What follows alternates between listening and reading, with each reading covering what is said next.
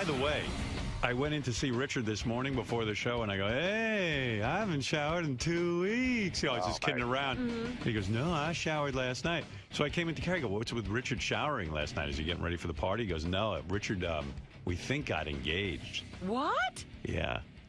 So he took a shower? She took a He shower. better keep that broad. He ain't going to find another one like her. I think he took a shower to propose. Get in here, Richard. Yeah, my girlfriend knew something was up. It ruined the surprise. Yeah, she could. You smelled good.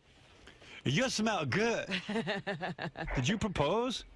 Is that what's going on? Yeah. Yeah. Are you kidding me? You're going to ruin that girl's life? And we knew it because it was on Facebook. Oh, she went. That was the first thing she did was post it on Facebook. Oh, my God. We knew something was up because you were Steven Singering around here. Oh, was he? See, Yeah, I like missed all of that. You got your ring from Steven Singer. Yeah, yeah. I got to thank Gary for helping me out with that, and Leanne and Tom and Steven Singer. Everybody there was awesome. Yeah, they have a great crew over there. Yeah. Oh, they rule. Yeah, so he got the ring over there. And what did you do? How did you propose? Just taking a bath? I touched it. I rubbed my balls. I bathed. Why did you seduce her by taking a bath? Like, why did you really just bathe because you thought, well, if I'm going to propose, I don't want to smell? Well, of course, yeah. I mean, I might have bathed anyway, but who knows? it had been a few days. I put on my best Iron Maiden T-shirt for the occasion. No, I wore a button-up shirt. Where were you?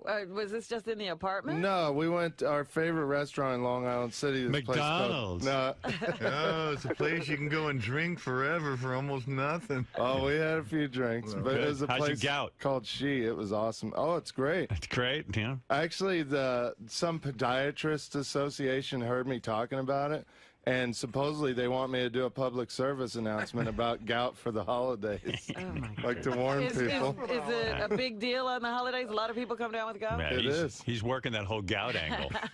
He's the face of gout. I knew gout would be his. Gout. This is Richard Christy from the Howard Stern Show. I have gout. I'm the voice of gout. So where'd you go? What's your favorite restaurant? It's called She in Long Island City. It's an Asian place. You would love it. You live in actually. Manhattan and you go to Long Island City for a restaurant. No, we live in Long Island City. Oh, you do? Yeah. I didn't know. I didn't that. know. We've lived there for like a year and a half. I know. right? Yeah, I know so little about you. Yeah. And by the What's your way, name? I just got a new cable provider, and there's like 15 public access channels on it, so I'm really excited.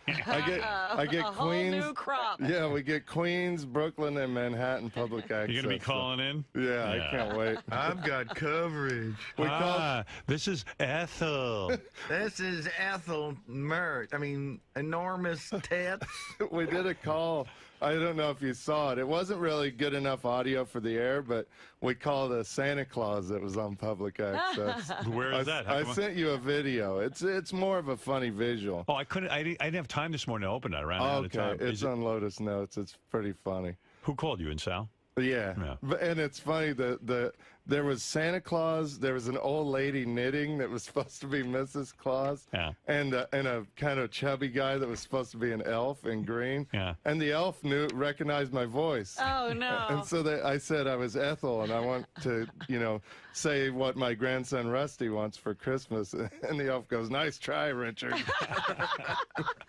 I'll get you the audio. So what's with the proposal? So you went to Long Island City. You went to the restaurant. Did you do something dumb like Gary, like have the waiter come over with a tray and then the ring is on the tray? No, it was nothing fancy. I didn't get on my knee. I just, told her to close her eyes. I had a little surprise for her. I took a shower. Well, what was Close your eyes. You can smell me. It's not so bad. Smell my was armpit. this some significant day, or was this just? It was our 4th anniversary of when we met. Yeah, we actually met on the last day at K-Rock. Oh, I see. Is that right? I didn't. Yeah. Did you steal her from one of the guys who works for me up in my office? No. Oh, No. that's what I heard. She was like going out with somebody when we met, but then we went on a date a few weeks later, and it was done. There was like a day difference, Howard. Right. Hey, Richard, congratulations. I'm happy for you, buddy. Thank you, man. What'd you say to her? Did you say? I imagine something like this. I want to share my smell with you for the rest of my life. Something like that. Really, how'd you word it? Well, Did you tell your parents? Yeah, I called them. They were excited. Have they met her? She's been to that Oh yeah, that House of I don't know Horrors. what to call we're it. going back there for Christmas. She loves it there. Hey, Richard, this is your dad. I understand you got engaged. I hope it's not one of those New York girls. We heard about them. Well, she's a Philly girl. So. Yeah. Well, Richard's fiance is a former intern, so Yes. Yeah. I guess the internship paid off. She met the man of her dreams. How, maybe her parents are rethinking that whole college thing. Yeah. Well, she was an intern before. I met her after I she knew was an internship, intern. yeah. Well, congratulations. I'm really happy. Thank you. I can't wait to party I with you. can't. Yeah. We still haven't heard how he popped the question. Because he can't seem to be telling us. It's Well, like, no, I don't want to interrupt you guys. You guys. all right. Well, what is it? I just told her to close her eyes, put the box in front of her. She thought it was earrings, and she's like, "Oh, no," she thought it was an anniversary present, and she opened it and just freaked out. She was like, "Wow, are you Start kidding me?" kissing you and everything? Yeah, we were excited. Yeah, they brought over a bottle of champagne. Oh, and great. We did a tequila shot. And, Oh God. That was fun. So she won't remember this. No, she didn't drink the tequila. She don't like it. I had tequila. Dude, don't you care about this gout thing? I mean, I'd be paranoid drinking that much. I didn't drink a ton last You had a night. shot of tequila, and then what Richard, else? a small amount of drinking for you is a ton for most people. Well, you had a shot of tequila. Tell us what else you had. Be Uh, honest. probably 3 glasses of champagne. Wow. But I ate fish, something healthy, Yeah. Although they'd say fish causes gout too. So Does it? yeah, Oh, you're right. I'm not sure, but I think it could. Only 3 glasses of champagne? And a couple of mimosas. Yeah, see. And a couple of mimosas. Keep But asking, keep asking it's it going back. like he mentions that like it's not alcohol. And a couple shots of Jack Daniels. He's had Maybe some tequila, whiskey 3 sour. champagnes, a couple of mimosas. You had a tequila, 3 glasses of champagne, and then how many mimosas? 2 mimosas. What's a They're the mimosa? big ones. It's in a beer glass. Yeah. Yeah. Wow. It was a special occasion. Richard, you got to get that shit under control here. You're going to get married, man. No, I didn't drink when I was on my gout medication. I didn't drink for almost 2 weeks, and I was fine. I didn't even crave it. Can I tell you something? So 2 weeks you took the medication. That got it under control. You don't think it's going to come back? You know how much alcohol is that? 2 mimosas, 3 champagnes, and a tequila shot. That's a major amount of alcohol for a guy with gout. And he says, I didn't drink that much. Yeah, your body's screaming, man. You know what they consider a lot of drinking? More than 2 drinks An evening. an evening. I know. You know what I'm They're saying? under it. I mean, whenever they say if you have more than 2 drinks a night, you're an alkie. But Right. 2 drinks isn't very much. Not for an alkie. I heard a rumor, Richard. You have a party to go to in a couple of days, and I heard that you found out about another party, so you want to go to the first party to get good and drunk, so you go to the second party. Is that Well, true? Sirius is having a little get together. Yeah. So Serious is? yeah. I wasn't invited. None of us were.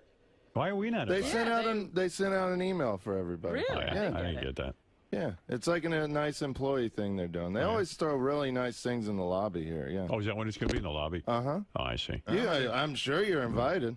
What do you? It's all right. I don't want to go anyway. What's the deal though, man? You got gout. That's so fucked up. Yeah, You're a I young know. guy. I know. Are you gonna have kids and shit with this girl? Maybe someday, yeah. No, don't. Once you start getting that gout, you keep getting it, man. It's hard. Yeah. Once you go back off that diet, you're going to get it again. I know, and I'm going to hear it from my foot doctor now, too. Yeah, that's a lot of booze, bro. Yeah. You got to learn to cut down or just quit. Yeah. You're 30-something with a foot doctor. Yeah, I mean, you have a doctor devoted to your foot, and it's That's so gross. ridiculous. The foot blows up, and then he's walking around like Frankenstein. What is it, Doug? He's going to regout if that's what happens. We had a holiday party yesterday for Howard TV, and Richard showed up, and he had at least 7 drinks or 8 drinks. He had 3 my beers. God. He had these real obscure wine, like warm Glühwein. He had wine with like cinnamon, and then he had shots. And at my party, you're going to drink your ass off. They got great alcohol at this party. I got to admit, I will drink my ass Yeah, off. I know. I mean, you can't resist. Yeah. But you are, too. Is your wife going to, your future wife, going to take your last name? Is she going to become Christy, Christy yeah. Christy? Yeah. Oh, that's funny. She's going to be Christy Christy. Well, Christy it's actually... C. Christy. What? Christy C. Christy. Her middle name is Chris. Christy, Christy? Yeah. You know what her confirmation name is? What? Chris. Chris. What's going on here? Is she going to be Christy? Her actual name is Kristen, but she loves when you call her Christy. Wow. So when's the wedding? I can't wait for that one. We haven't planned that far. Oh, so ahead. you don't know when you're gonna actually tie the knot? No, we're taking it one step at a time. Are you taking it back to Kentucky or wherever where are you from? Kansas. Yeah, are you gonna fly there for the wedding? Are your parents happy, or does your father not trust her because she's from New York? No, they love her. They love her. We go back every Christmas. Remember your dad freaked out when you went to a dentist. I heard about these dentists. What did he say with your dad? He said, I don't know. He said, I heard they had a wisdom teeth pulled, and you better look into that. Yeah. Your sister knew somebody who went to a dentist. That was it. That was Didn't the best. turn out good. Yeah, we know your sister went to some dentist. And, No, it was she knew somebody. Oh, shit. Your sister knows someone who went to a dentist and it didn't turn out so good. So that's all they're saying now. Speak to you later. Watch out. Yeah. Take care, bub. Yeah, take care, bub. I got it. There's a new voicemail if you want to hear it. Yeah, what is it? We haven't heard him He in a found a while. possum. Oh, yeah, where is that? I love when your dad calls you. I think it's on. It's Gary, page 1, first column on the bottom in green. Thank you. Oh, Rich, this is your dad. I was just going to tell you, having some more possum trouble. I went out to feed the dogs the other morning and had one in the dog food, but I saw him before I stuck my hand in there this time. Didn't get bit. Then we got in a little bit late last night, went out in the dark, get the eggs, and shine a light up there, and they was possum eating the eggs. So we got plenty of possums around here, it seems like. So we'll talk to you later, bub. Take care. Bye. Cracking himself up. Possum eating an egg. So they're stealing his eggs. I mean, that's how he lives. I mean, that's how he eats. That's upsetting. We got to get rid of them.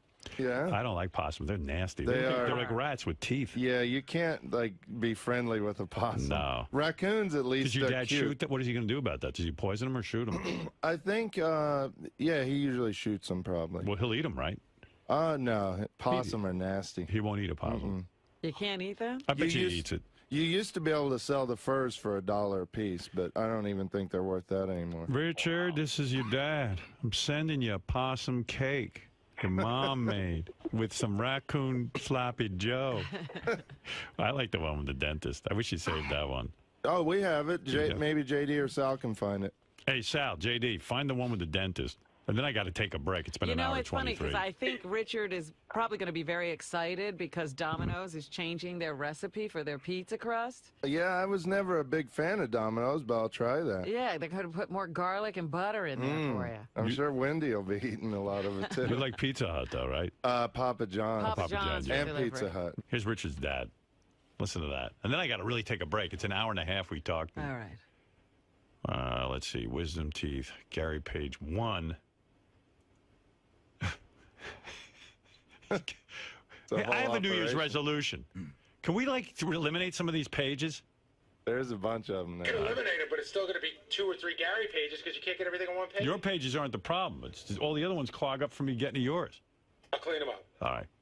Richard, this is your dad. Talked to your sister, and she said she knowed people that had their wisdom teeth pulled, and it took them a long time to get over it. So maybe you better think about it till it starts hurting or something. I don't know. That'd be hell if you had to miss a bunch of work. So we'll talk to you later. Okay, bye. How many times a day does he call you?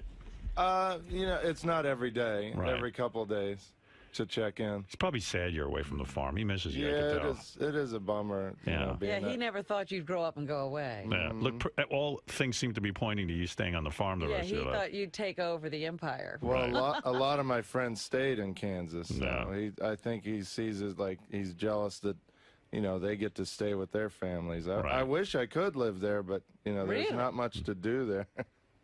Well, no, I mean, I don't wish to stay there. I wanted to leave when I turned 18, but I wish my family was closer. I wish they could live here.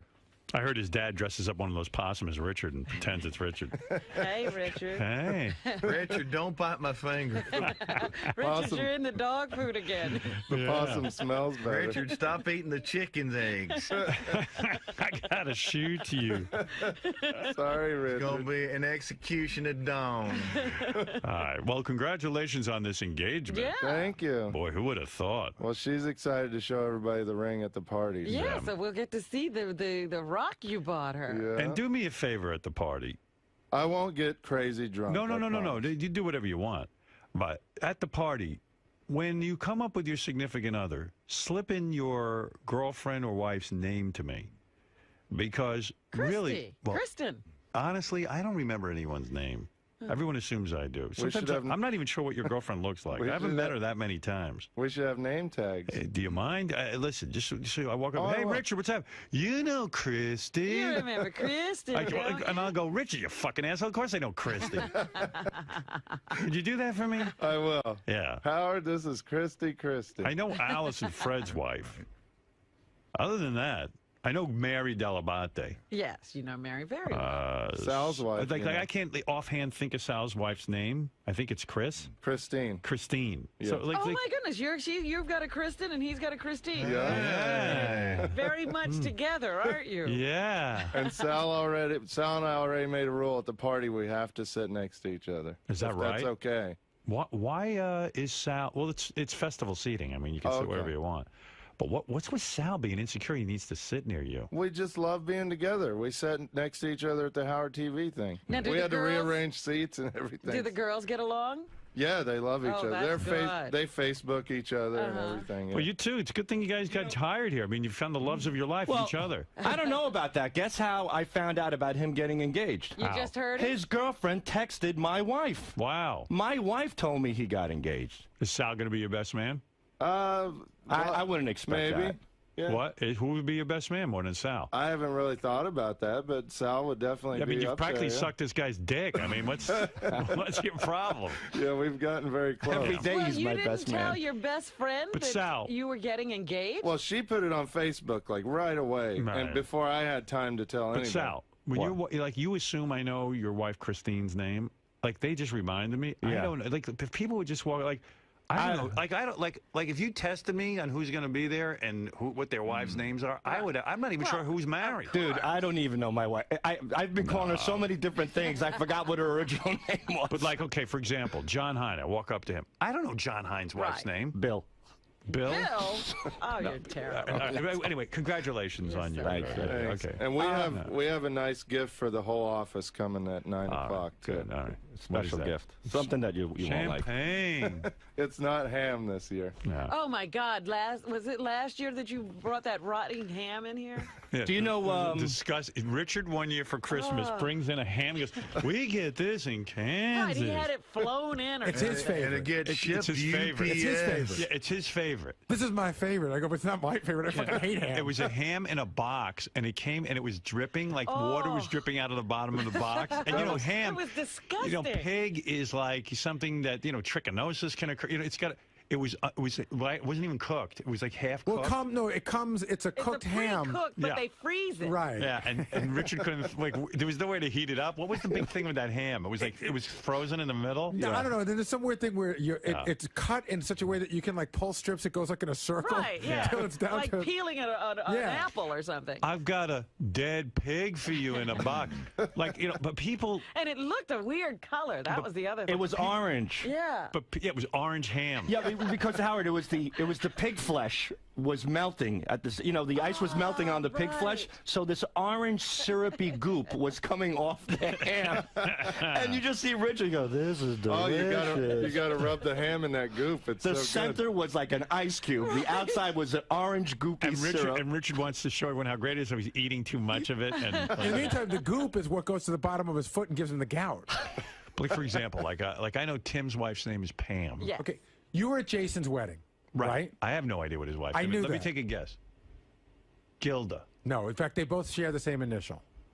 Jennifer. Jenny. Closer. Jill.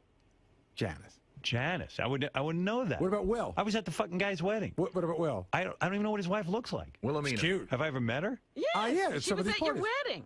Will's wife? Will's wife was at my hot. wedding? Yeah. Oh, she Of is? course she was. What's her name? Tracy. Okay, so you walk up to me, you go like this. Hey, Howard, you know my wife, You remember Tracy? Yeah, and I go, of course You I know know what Tracy. you should do? You should do what they do at the White House. We'll have Yeah. a guy there announcing. What about- And Yeah. now, Yeah. Will and Tracy Murray. Here's a guy. But guy, I always do that. I always go, this is my wife, Beth. Like, and I know most people know Beth because I'm on the radio and stuff like that, and people tend to know. But I always do that. People are such assholes. It's almost like they're defying They're you. testing you. I mean, Yeah, there oh, are How well guys do who you know me? there are guys. I just learned Evan the engineer's name a year ago. I mean, and I love Evan. The guy bails me out every day. It's just I don't even know some of the people who are going to be there's names. I know that. But okay, there's a guy that stands at this podium every day, John Hine. Right. I don't know his wife's name. Why would we know John's wife's name? I've never even met I don't- John's wife. Starts with a D. She was at the Deirdre. wedding. Close. Deirdre? No, close. Deander. Deirdre. No. It's What? Debbie. Dina? Debbie. I don't know. How's Deandra Deborah. close to Deborah? Deborah. Daphne. Deirdre. Daffodil. Deirdre.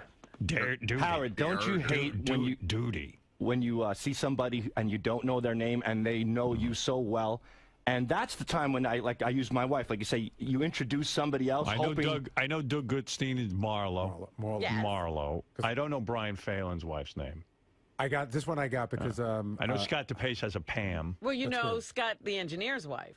Robin. Yes. Right. And sometimes I can space out and forget. Like Jeff Schick's wife's name is Robin. Yeah.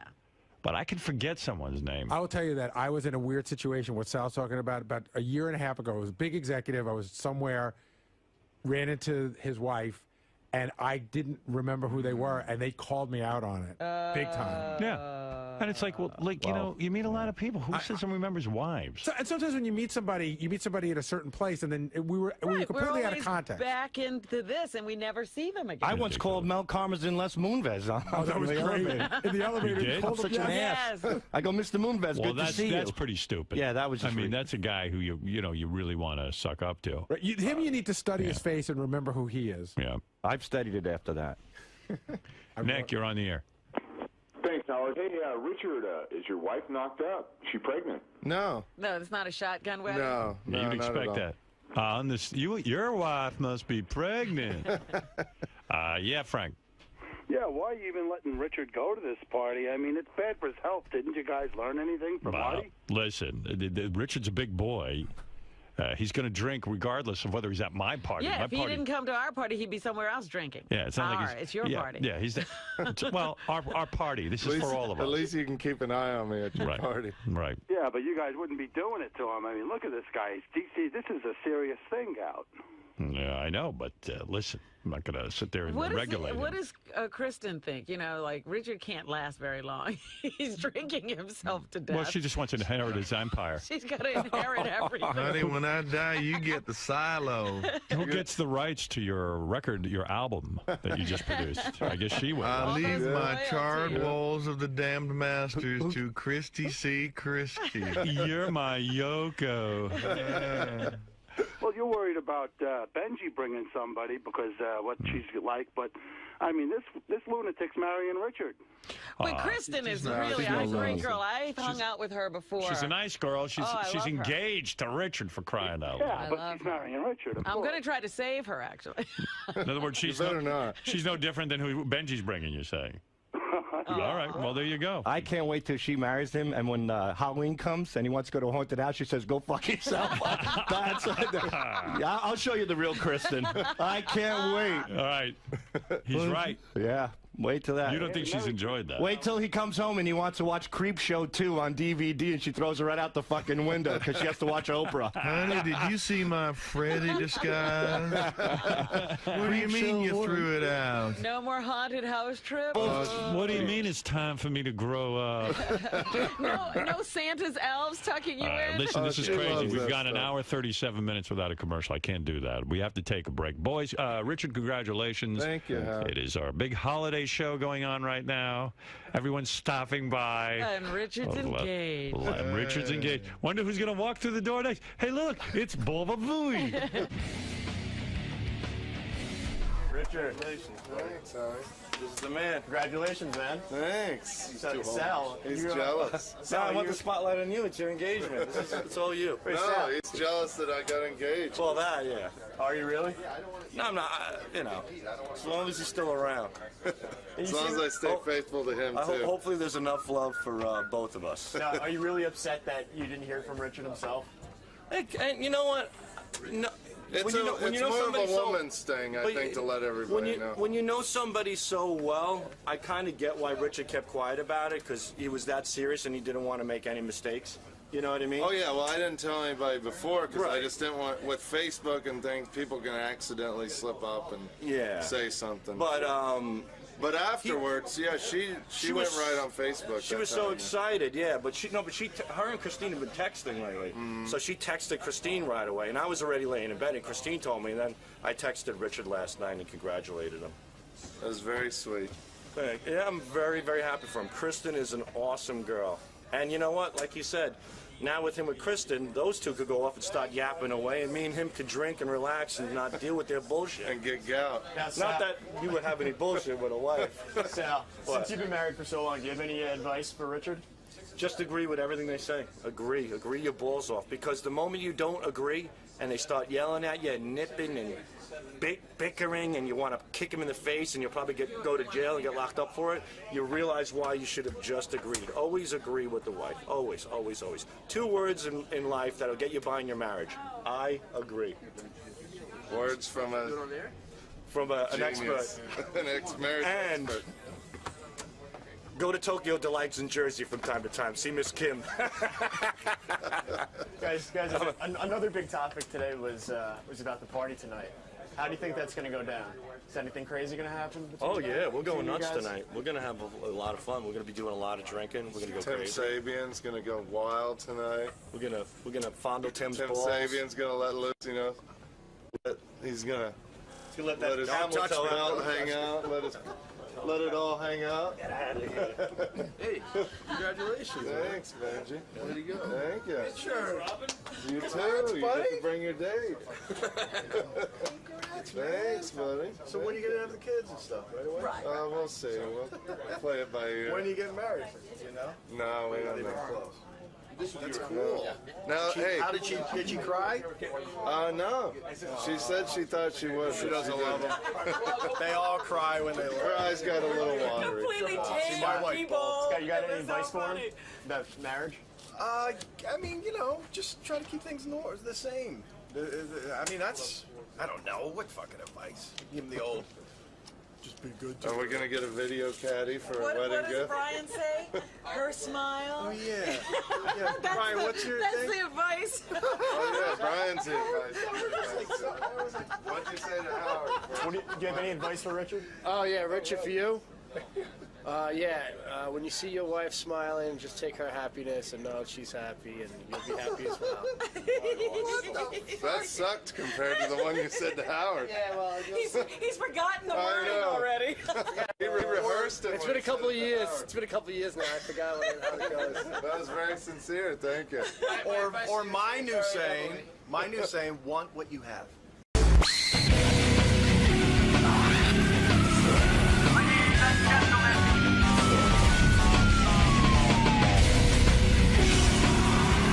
Why were you in Florida, by the way? What is this? Why have you jet set? There was this fashion thing down there, and a friend of mine lives there, and I went to hang out with her and go to this Destination Fashion, which is a charitable event for in Miami. The Miami Project, which is trying to help end paralysis. It was started by Nick Bonaconti after his son Mark. Oh, well, actually, I give to that charity. I give to that charity a lot because that was a big thing with my father. So what do? You get on a plane on Friday, and then what do you do? What do you do when you get there? I have friends down there. I make phone calls. And what do you get a bathing suit and go out to the pool? No. On Friday when I arrived there, I just sort of relaxed for a little while. I had to make a bunch of phone calls, and by the time I finished the phone calls, my friend was finished working, and she came down, and we went out to dinner with some people. Those were the people with the Black American Express card. And you had that horrible dinner where you just eat the vegetables? Yes. Oh. all the way down to Miami, and then you have something to look forward to. Well, it's to get together with people. It's not to eat. I'll have the confit. And then what do you do Saturday? Actually, I went down there because my friend Jody wanted to fast, and I helped her start a fast. Wow. You're like a doctor now. I know. I'm a fast buddy with people. I'm starting a fast with Tim Sabian. Do you know about this? Oh, come on. Don't you know Tim's MO? Tim will go, how'd you lose the weight? You'll see someone lose weight. How'd you lose it? How'd you lose it? Then Rob will go, I don't eat. I got to do that. I got to do that. And then he lasts for about 10 minutes. Look, well, Ronnie is going to be here supervising him. He's going to do this. How do you help someone not eat? Like, I don't get it. No, it's just a support thing. You know, it's easier to fast with people. He can't. He won't last 2 days. He won't even last the whole day. Well, he's going to have to look at Ronnie and James while he's not doing it. Good. Let's start laying down money. I say if he starts at 6 in the morning, 3. 3 is like, you think you can get to 3? Yeah, you can get till 3 o'clock, but not much more than 3 that. 3 o'clock? Yeah. You're saying he'll get past the whole lunch? Look, the other day I went out with, last week I went out to lunch with Tim and another guy, and I ordered, of course, some steamed vegetables, and then they came to Tim and they said, what do you want? And he said, no, let him order first. And so the other guy ordered a steak sandwich because we're in a steakhouse. And then Tim said, I'm going to have what Robin has. Oh, at a steakhouse. Listen, I love Tim, and I don't mean to beat up, but we're talking about a guy who used to order 2 zone diets because the first one wasn't enough food. Right. All right. What is it, Ralph? Hey now. Hey now. Hey now. Hey, and it's ridiculous that Tim is going to go on this fast. I think that's funny. You may say it's ridiculous, but he's doing it. You know what? All right, and even if it works, he'll lose weight, and then he'll gain weight back. No, because he's going to learn how Robin, to eat. He's got to learn how would to eat 3 meals a day, he doesn't have to fast. He's going to learn that, The but fucker he just- needs to do this right now. He grazes. What do you got there, Tim? What do you got there? What's in that bottle of urine? It's no, it's not urine. It's organic. It's equivalent to like 7 servings of vegetables. Get the fuck out of here. Don't you know that's Dr. Ronnie's urine? You wait You and look see. so out of place with that. Yeah, you wait and see. I'm going to do it because I've Are you got now to, mixing drinks like Robin? I've got to a They're point. working with him. I can do my I got to a own point thing. where I'm fed up. Are you going to enema? I'm going to do it all. I'll do it all. I'm going to get colonic and enema? Yeah, I'll do the whole thing. Howard, Tim started this morning. What time did you start this morning, Tim? 6 o'clock. He will not be eating solid food for another 21 days. You're not going to be able to do that. Admit failure now. No, I'm going to do it. I'm doing Admit it. to Robin right now you're wasting her time. I'm not going. I said to him, Tim, I'm fasting with you. If you're serious, I'll fast with you. But don't fool I'm gonna do around it. here. I thought you were already fasting. Who, what? You. I did a 21-day earlier this year, and now I'm fasting with Tim. You're doing it right now. Yeah. You're doing the full 21 days as well? Yeah. Wow. So, Tim, look, yeah, the I'm two the of last you. one to say anything, but it's warm weather coming up. You don't want to go out and throw the ball around, maybe? Or, like, why not do it that way? Just eat, like, a regular egg sandwich. Tim, and then- if you ate 3 meals a day.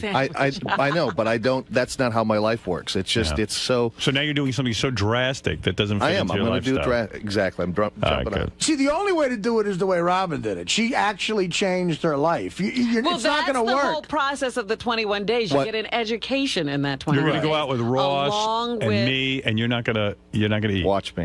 Watch me. We're going to watch. We're going to take you out to dinner. I wish you health, Tim, but, if you don't do it the way Robin did it, it ain't going to work. I already ate a case of this stuff already. Is that wrong? I can't wait to meet the nurse that gives Tim an enema. I'm going to get healthy. Who makes those drinks for you, Jared? No, this is James. James is out there working. Oh, James, but who's going to make him once James leaves? Jared? He's gonna be Just pour it in the water. shadowed for the 21 days just like I was. I'm telling you, he's going to do this. He has no choice now. How's that taste? Tastes like steak. Is it horrible? He's going to be shadowed. It looks horrible. No, it's not bad. Is it cold or warm? Yeah, it's cold. It's good. That's your whole meal? When do you get to drink another drink again? 2 hours. Let's see. Well, okay. By 12 o'clock, you'll He's be got drinking. a lot of water to get Mind in. over He can matter. have herbal tea in between if he needs to have something. There are a lot of things Mind you over can matter. do. Yummy. Herbal tea. Tim, You know, you're these gonna are the kill people- somebody. I hope so. Tim? I'm going to feel better. Seriously, Tim, I'm done. I'm done let me feeling tell you bad. something. In the hours you work here, you get run down and all that kind of thing. I need to feel good. So that's Listen it. to Robin. Listen to Robin. He has no headphones on. He can't hear me talking. I can hear you. But Are you saying you get unlimited herbal tea? Yeah. Unlimited. Knock yourself out. No problem. Take it easy. Sign me up. These are the people who would love to see you fail. Exactly. That's what- These are the people who would love to see you continue to be fat. Yeah. That's why I'm going to show them Would wrong. love to see you continue to feel bad. Exactly. That's These why are I'm the gonna prove 'em people wrong. who aren't delusional Because know you. they feel bad and they want you to stay in their club. I do feel bad, and it's a club that I don't want people in, but they're there. Good luck to you, man. Yeah, I mean, look, I hope it works out, but realistically, you got to change your life. Do me a favor. Call me at 6 o'clock tonight when you're eating dinner. I will. All right. He I mean, your won't be real eating dinner. He'll be eating soup. No, he won't. All right, watch me. Soup. You said the same things to me. It's the size of an elephant. You said, and I was the size of an elephant. You said the exact same things to me when I was doing. Yours was more of about a sickness, though. Tim, it's a lifestyle. It's No, that Minnesota, he's not like feeling all that great. You know what's amazing? I've kept my weight off now for 25 years. Right. And look at you. You're doing so well. And Tim never comes to me, ever. Well, you don't make it a secret. You jog quite a bit. But he You doesn't work want to out. hear what I have to say. Yeah. Well, you know. He's heard that, and he's tried all And my those diet is much easier than Tim's. He doesn't need a diet. Diet? He doesn't even need any food. He needs what Artie It's unrealistic. got. Detoxed. Yeah. Yeah, Ralph, what? You know, this is a lose-lose situation for Tim because even if he loses the weight, he'll lose the weight. Say he sticks to this fast. He's going to lose on a natural amount of weight. He's supposed to be a bigger sort of guy. Like Tim wouldn't be a skinny guy. You know what I mean? Yeah. He's going to look like some fat guy who was deflated. Like In other words, like he's Rob- one of those. Like me. Like He's one of Rob's those friend, guys. Roy Jones. You're saying, Why don't I look like that, Ralph?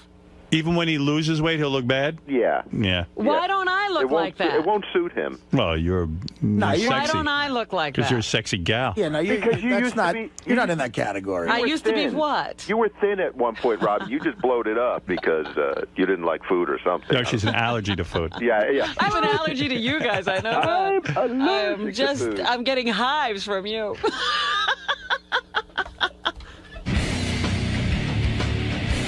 Tim. Yes. Day one? Day one. Here How's we it go. going, man? Good so far. Every 2 hours. No one has confidence in you except I for know. Robin. I'm going to prove them wrong. So that's it. Watch. Just watch. Watch. Wait, Watch. seriously, what does that taste like? It's not bad. It's like used motor oil, but not bad. No, it's good. It's not bad at all. What do you have to do when you go to all of your dinner things, huh? What are you going to eat, huh? Yeah, lying piece of shit. Liar. Do you think Tim can do this fast? The prediction on Tim is easy. Tim is one of these guys who's plump, let's call him. Has good intentions, wants to lose weight, but I don't think he has the ability to lose weight. Tim always says, I'm going to the gym, yet week by week he gets fatter and fatter. So I don't know what he's doing at the gym. He's probably eating. I'm not trying to make a joke. I don't know what he either goes to the gym to read, but he's not working out. No. Tim will be throwing up and nauseous and shitting like green by 2 today, and he'll be eating pizza, waffles, French toast for breakfast tomorrow. So, John, what do you think about Tim's fast? You think he's going to last? No. Why not? Because he can't do it. Nobody can do it. I mean, Robin is the exception to the rule. To live on that juice stuff for 21 days? She's the only one that thinks he can do it. Yeah, I believe And she said she's going to coach him and Come on. help him through it. I give Tim until 6 o'clock tonight. Really? Yeah, Before he'll you get eat through something lunch. solid? But the thing is, will Tim be honest and say if he cheated or not? That's Yeah. the thing. But I don't think he can make it 24 hours. I don't think any male can make it 24 hours just drinking that juice. Well, maybe Benji could, but no way. And if he gets through today, he ain't making it through tomorrow. 21 days? Come on. What do you think about Tim's fast? It's not good. Why not? It's so not who he is. He eats a lot, Because I right? think he likes a good steak and potato. So, is he going to be moody? Oh my God! Did you interview him already? Yeah, he barely talked to me. Well, I have to interview him too, so it's not going to be a good week. Hey, man, what do you think about Tim's fast? You think he's going to do it? Tim doesn't do anything fast. Just kidding. Do you think he's going to last the full time? I don't know. I don't think so. I mean, we're right above. Del Frisco's is in our building, and Tim has to walk by it every day, and I know he loves Del Frisco's, and that'll be a big temptation for him. How many days do you give him before you eat something solid? Not even a day, probably. Oh, jeez. This afternoon. Somebody will invite him to lunch. Maybe me and Sal will try and tempt him and invite him to Del Frisco's. Good luck with that. Yeah, we'll see. I don't know. I hope he does good. I mean, but I'll miss those lunches with Tim where we get the nice big onion rings at Del Frisco's and we split a piece of cheesecake and get the spinach with cream and all the goodies, the burger, the Kobe beef burger. I mean, come on, Tim. You can't pass up a Kobe beef burger. I think if you look in that little bottle tomorrow, there's going to be like a ground up Kobe beef burger in there and onion rings. I don't think it's going to be that liquid diet anymore. It'll be liquefied Kobe beef burger. Do you think he's going to last? No. Why not? It's Tim. Tim fucking eats the fucking paint off the wall. What, are you kidding me? You put that shit out there on Wednesdays. Oh, I don't eat that. Every 5 seconds he walks past it. He's a fan of the cupcakes? Not the cupcakes, the little apple things? The apple chocolate and raspberry things, you know? Maybe he'll juice that. Yeah, he's gonna eat, that's gonna be part of his diet on Wednesdays. You heard me, I asked him what's he gonna eat, all his dinner dates he goes out with these, wherever he goes. What's he gonna eat? What's he gonna eat? Juice. Yeah, juice. How long do you give Tim on this fast? You know, probably, I'd really till like late this afternoon, till like dinner time. Wow, you're not the first person who said that. You know what, I know Tim. Tim's a great guy. It's no cut against him. This is, you know, this isn't the thing for him. I know him and I know me. I mean, I've told you what to do. It's just not the thing for people like us who like to eat. Artie. Yeah. Why don't you think Tim's gonna last with this fasting thing? Listen, I don't want to be a guy who goes with the odds, you know, because I'm a gambler, you know. I like risking stuff. I like long shots. But I don't think Tim's going to do this. I think Tim is the kind of guy who wants a burger, and he's going to have a burger, you know. Robin is very strong-willed. She's got that kind of personality where she's made up her mind and she's doing it. I wish I was like that. Tim's not like that. How long do you give him before he eats something solid? What time is it? You know what? Maybe he'll do it for him. Part of Tim's job is taking people out and schmoozing them, you know. You're not going to take Bubba out and get vegetables. You're going to get, you know, it's like sucking a cock. Tim, you know, baseball season started. He might go to a game. Forget about it. I've tried this shit. He's better off. The way I lose weight when I can lose weight is I eat less and I run and play hoops or something. He's better off doing that. He can't live like without any solid food. It can't happen. He'll die, or he'll kill somebody and be in jail, and then he'll lose weight. Because I've been to jail. The food sucks. I lost 8 pounds in a week. Do you think this fast is a good idea for Tim? If he can stick to it, I don't think he's doing a complete fast though. He's be a juice fast, right? You should do it with us. I think he's doing a great time at Hippocrates. You should feel so good. I would love to, Robin. I would love to. I'm afraid of disappointing people. My sister's trying to get me to do it. I feel. I know. I did feel good. But you felt great. I gotta get. I want to try to exercise and eat less before. But it's about getting. You know what it's about because you did it. Well, I know, but you have a strong will. I think you have a different personality than someone like me or Tim. I think you're capable of that. I don't. I hope he makes it, but it's. You should go on it with us. Tim takes people out to schmooze them. That's part I of do that all the time myself. I know. Look, I don't know. People saying you're sick. I wish I was ill like you. I think we're all sick, and you found a cure to life. I want to find a cure to life. I'm trying to give it to you. Won't take it. You're actually looking forward to seeing people than eating with them. You want to talk to the people. I don't know how that happens. I mean, it's good for you, but I don't know. Tim's going to go to a game. I told him baseball season started. You're going to go see a Phillies game. It's 20 days. It's not till summer. Here's what you don't It'll hear. be over by the end of March. Here's what you don't hear at a Met-Philly game. Hey, get your steamed cucumbers there. Hey, we got steamed eggplant. Get your Philly eggplant. Do you have to eat that crap? Bring your own snacks. Well, you try sitting through a Met Philly game without eating something. Robin, you're the only one that thinks Tim can do this. She changed her life, and she looks amazing. It's great, but I hope Tim can do that. I don't know, you know.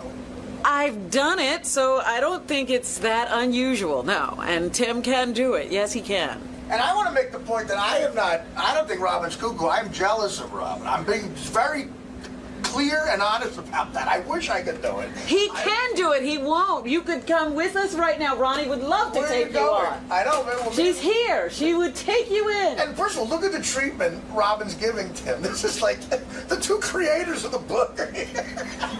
And I'm going to be having soups with Tim in the evening. So you're getting together with him? Yes, I'm going to be there for him, and I'd be there. We could all be having soup together. Call me around day 8. But I wish you luck. Thank you. So you're going to coach Tim? I'm his fasting buddy. And you think he's going to do this all the way through? He's going to have to, because I'm going to beat the crap out of him if he doesn't.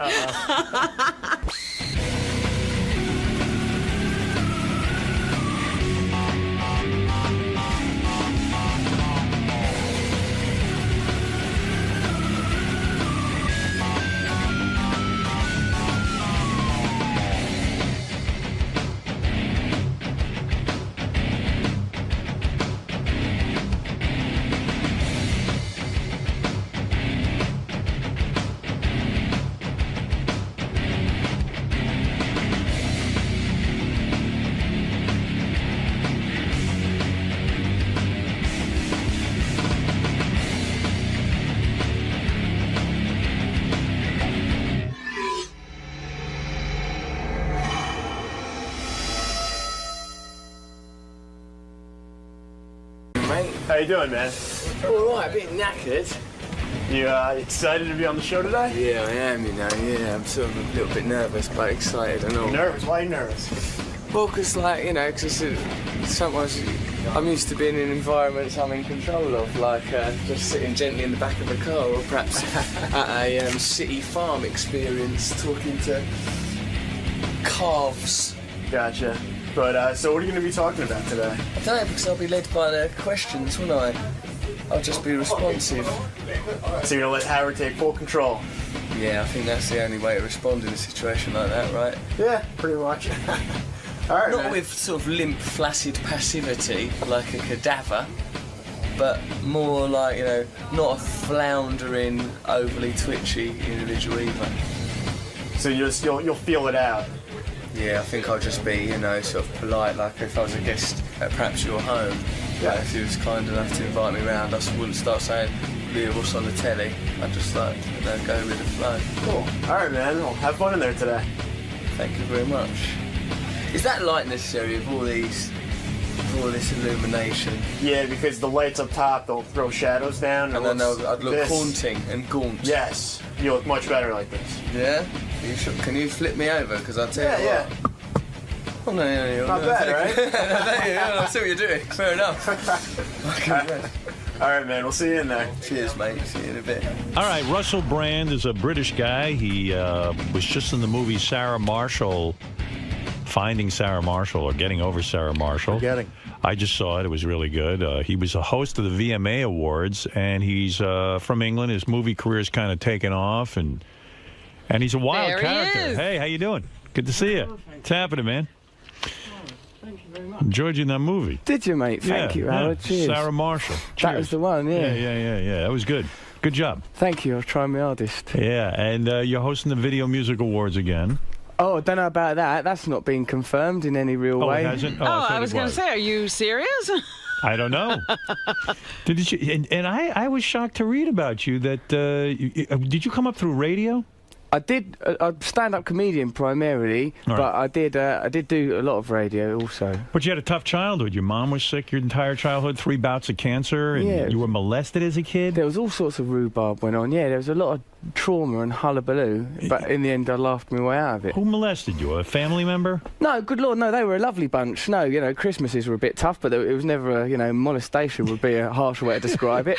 No, but that's a very traumatic thing. You don't think that it's funny. I mean, yeah, but like, I sort of think once you've got an option of how to respond to something like that, you could, like, I sort of think, oh, you might as well have a bit of a chuckle about it, otherwise it becomes relentless and No, I understand that, you. but when you described what was it, a neighbor or something? How old were you? Yeah, about 7. Some neighbour got involved. What it was is he tried to sort of play it like it was a reward system for like having responded well to some information about arithmetic.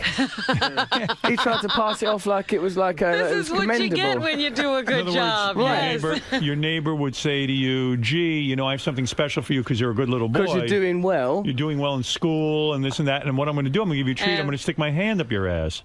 Not the entire hand, but certainly a digit. But nonetheless, that is no reward system. It didn't encourage me. I'm terrible at maths now. Let me reenact it. In other words, I don't want to reenact it, Howard. It was awful. It's bad enough the first time. What's 8 times 7? Ah! No, don't touch me! I'll do whatever you say. No, but that is traumatic. I mean, you were a young kid. Your parents couldn't protect you. You didn't go to them.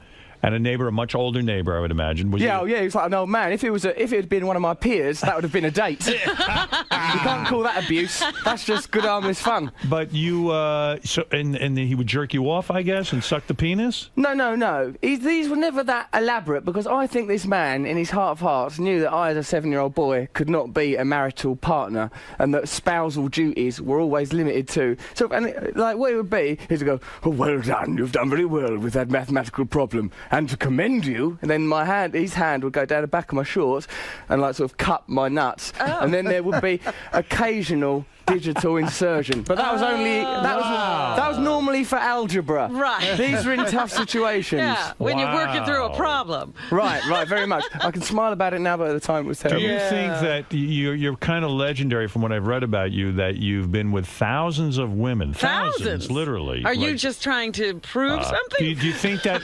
no, I don't think so. I don't think it's sort of like because I'm no good at maths. But wait, Russell, is it because you think...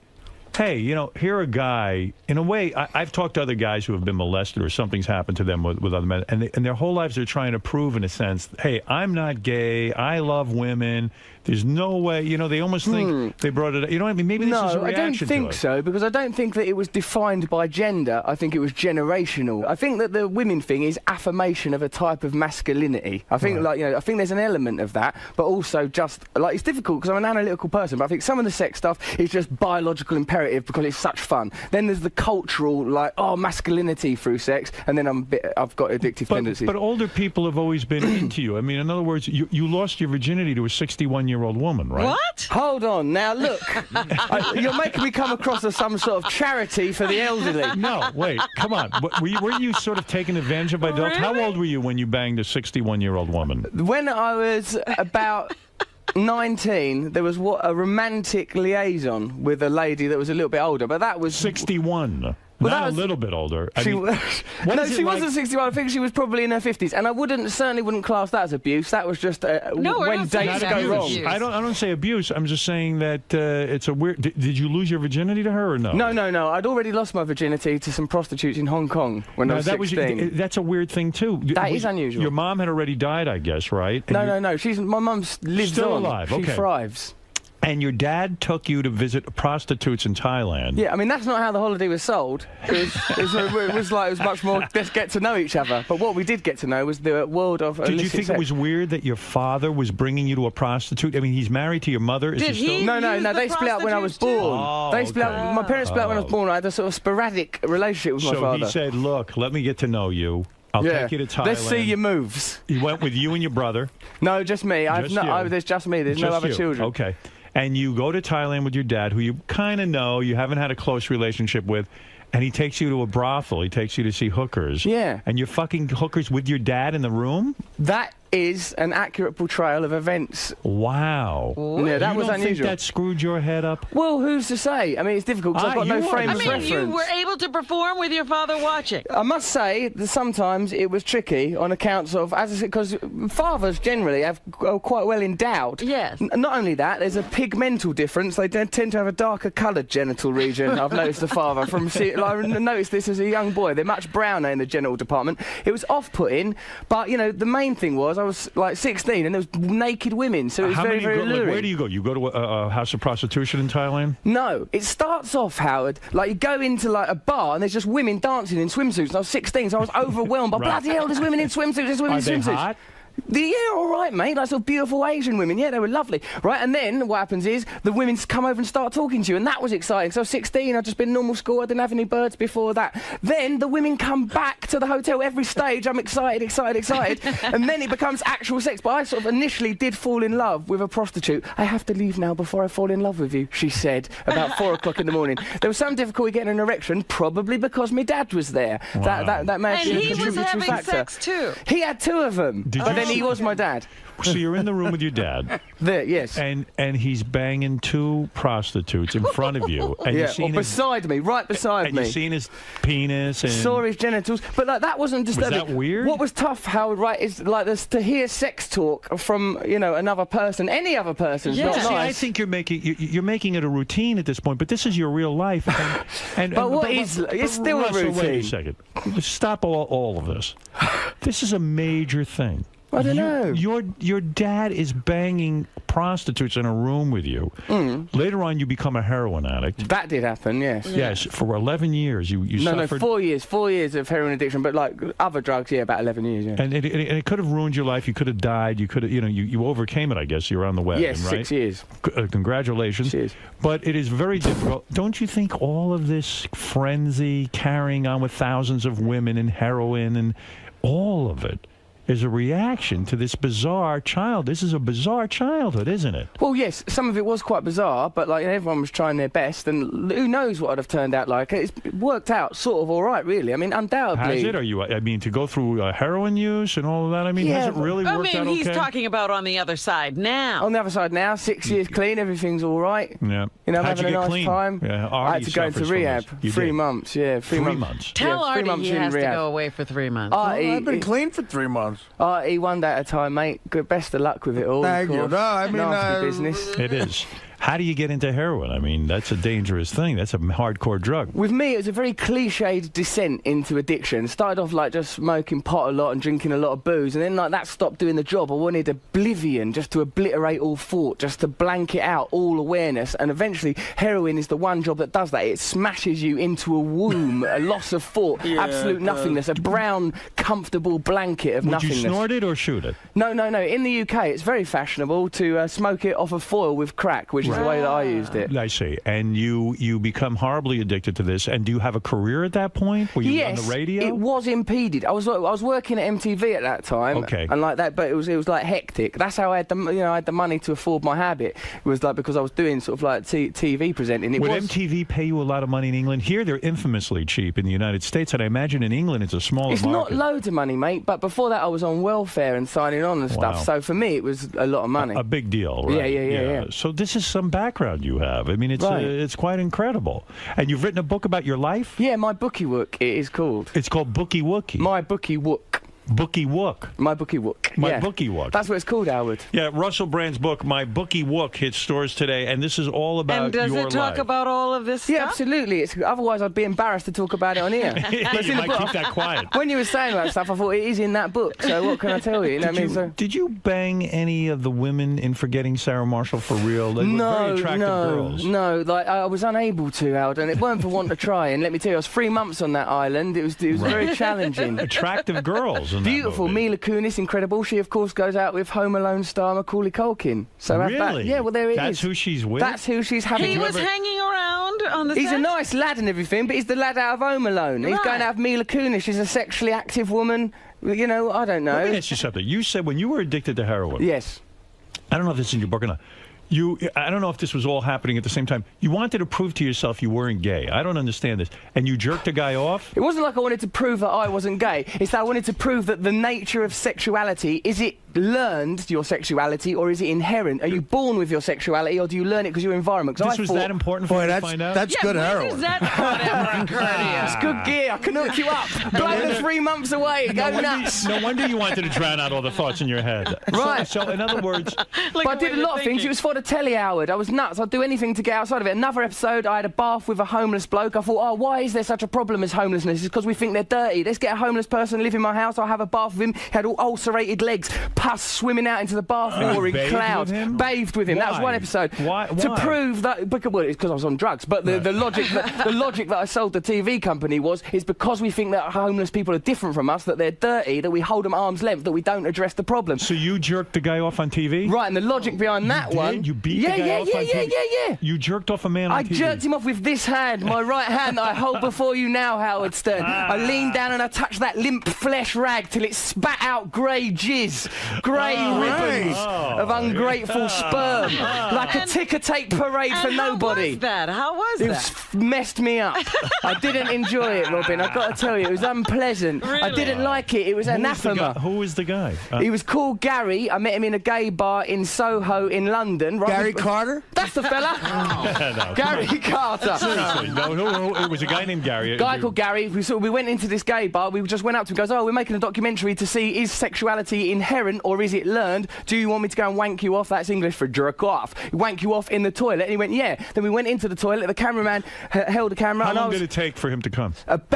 Initially I was reluctant, right? I was sort of half-heartedly doing it, but you've got to get all the way in the bed. You can't sort of, so I was doing it sort of tentatively. Did you use lube? No, I just used my hand and what God gave me. And then he goes, can I touch yours as well? And I goes, oh, fuck off, mate, give us a break. And then the director of the programme goes, go on, Russell, it'll be funny. And because of it'll be funny, that's got me into all sorts of shit all through my life. So I pulled down my trousers and pants, and there my genitals were, like, all sort of limp and rubbish. And he sort of started mauling at them. But then there's some egocentric pride kicked in, and even though I'm not gay, I still thought, I want to be good at wanking off this guy. Wow. So I committed to it, and, he finished, and then it's, as I say, he spat his seed, and that was the So, but end of the other than scenario. that, that's the only gay experience. Yeah, other than that, mate. Did you get excited at all? No, I found it very, very unpleasant. And it so it shows to me that... So you never came from it? Oh, God, no, it didn't. It was like, I looked at my genitals, they looked like someone else's, all sort of like Play-Doh, just sort of like chicken skin. Well, that's a good sign. But you've had you've done it all with women. You've had famous women. You've certainly... Here, I'll tell you your resume. What famous women? This is my resume. Let's see. You had Kate Moss. That's great. There were liaisons. Of course, I don't like to hurt people's feelings by being explicit. But boy, that's got to be great. She's like a magical fairy person. I mean, to see her naked, she is beautiful, stunning woman. I mean, sounds like she's got her drug problems too, but... I don't know about all that, Howard. She said, I don't know about that, mate, but like she was very beautiful. How long did you bang her for? I mean, I only saw her a few times. Remember, this was like the precipice of becoming famous. I just got a phone call, oh, she would like to go, would you want to meet Kate Moss? She called you? Someone called on behalf of her. Wow. And I said, yeah, I would like to meet her. Met her on several occasions, but it was like going out of Elvis. It didn't sort of make sense. I couldn't assimilate it into my Were you on drugs at that time? No, I was clean. You were clean, okay. Yeah. You hooked up with Amy Winehouse? No, there was nothing. Amy's a friend of mine, there's been no monkey business. What's going to be with her? Do you think she's going to make it? She needs to, I think she's such a talented person. I think she'll be all right.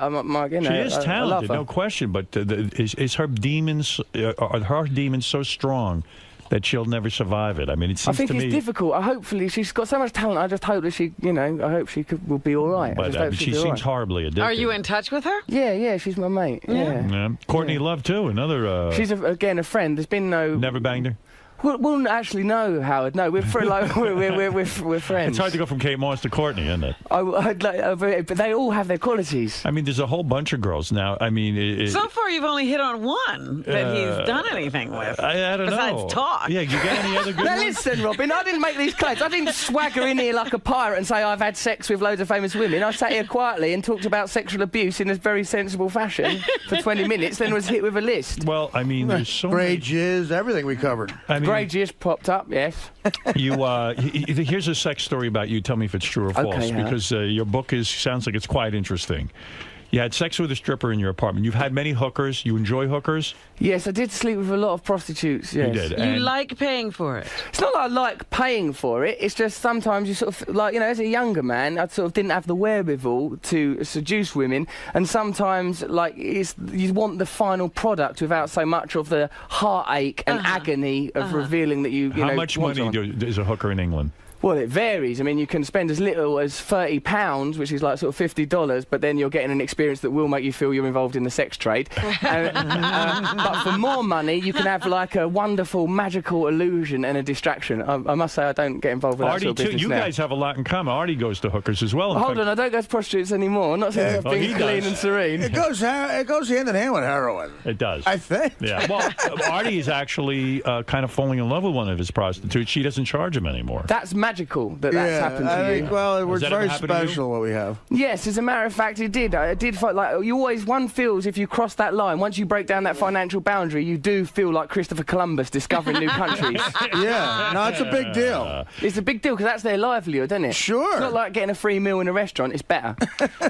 So Way you're, better. you're having sex with a stripper in your apartment, and she started complaining to you that you didn't give her an orgasm, and then you spit on her. Hold on now. Remember, this is when I was on drugs. All these things when I was on drugs. Remember, I'm clean now, so you can't do me for it. You're a different guy than Different guy then. Is your career exploding at this point because you're having a good run now? After Sarah Marshall, it seems like now Adam Sandler's going to put you in a movie. Yeah. Have you shot that yet? I've done one. I did a Disney film with Adam Sandler, and he's producing a film I'm doing later on this year or next year. Yeah. Wow. So hooking up with him as a friend has been very, very good. He's been lovely. Yeah. I must say. Very good to you. And then also it says here you're about to star in the next Pirates of the Caribbean. There was some talk about all of that, but I think that's just because I dress strange. I think they thought they could save money on wardrobe. There's no one's ever said have this money. Anything. All right, so you got that coming up. Then there's a couple other films coming out, right? Yeah, Arthur, remaking that film Arthur. Really? Yeah, I'm doing that. I'm playing Arthur. Isn't that a hard film to remake? Arthur, to me, was such a perfect film. It was brilliant, wasn't it? And Dudley Moore was brilliant. Amazing man. Isn't it hard in a way to have to try to duplicate that kind of success? I don't know yet, but like I just think like theatre productions get put on over and over again, and sort of if someone offered it me, do you know what I mean? I've got yeah, all right, I'm well up for it. Are you a millionaire at this point? Yes. You are? Wow. Yeah, Did you make millions in England? England, like the bookie work sold loads. And I do stand-up. I'm a stand-up comic, and you get a lot of money for that. Right, wow, good for you. Well, Cheers, it sounds Howard. great. Russell will be signing So now copies. you're here to conquer America?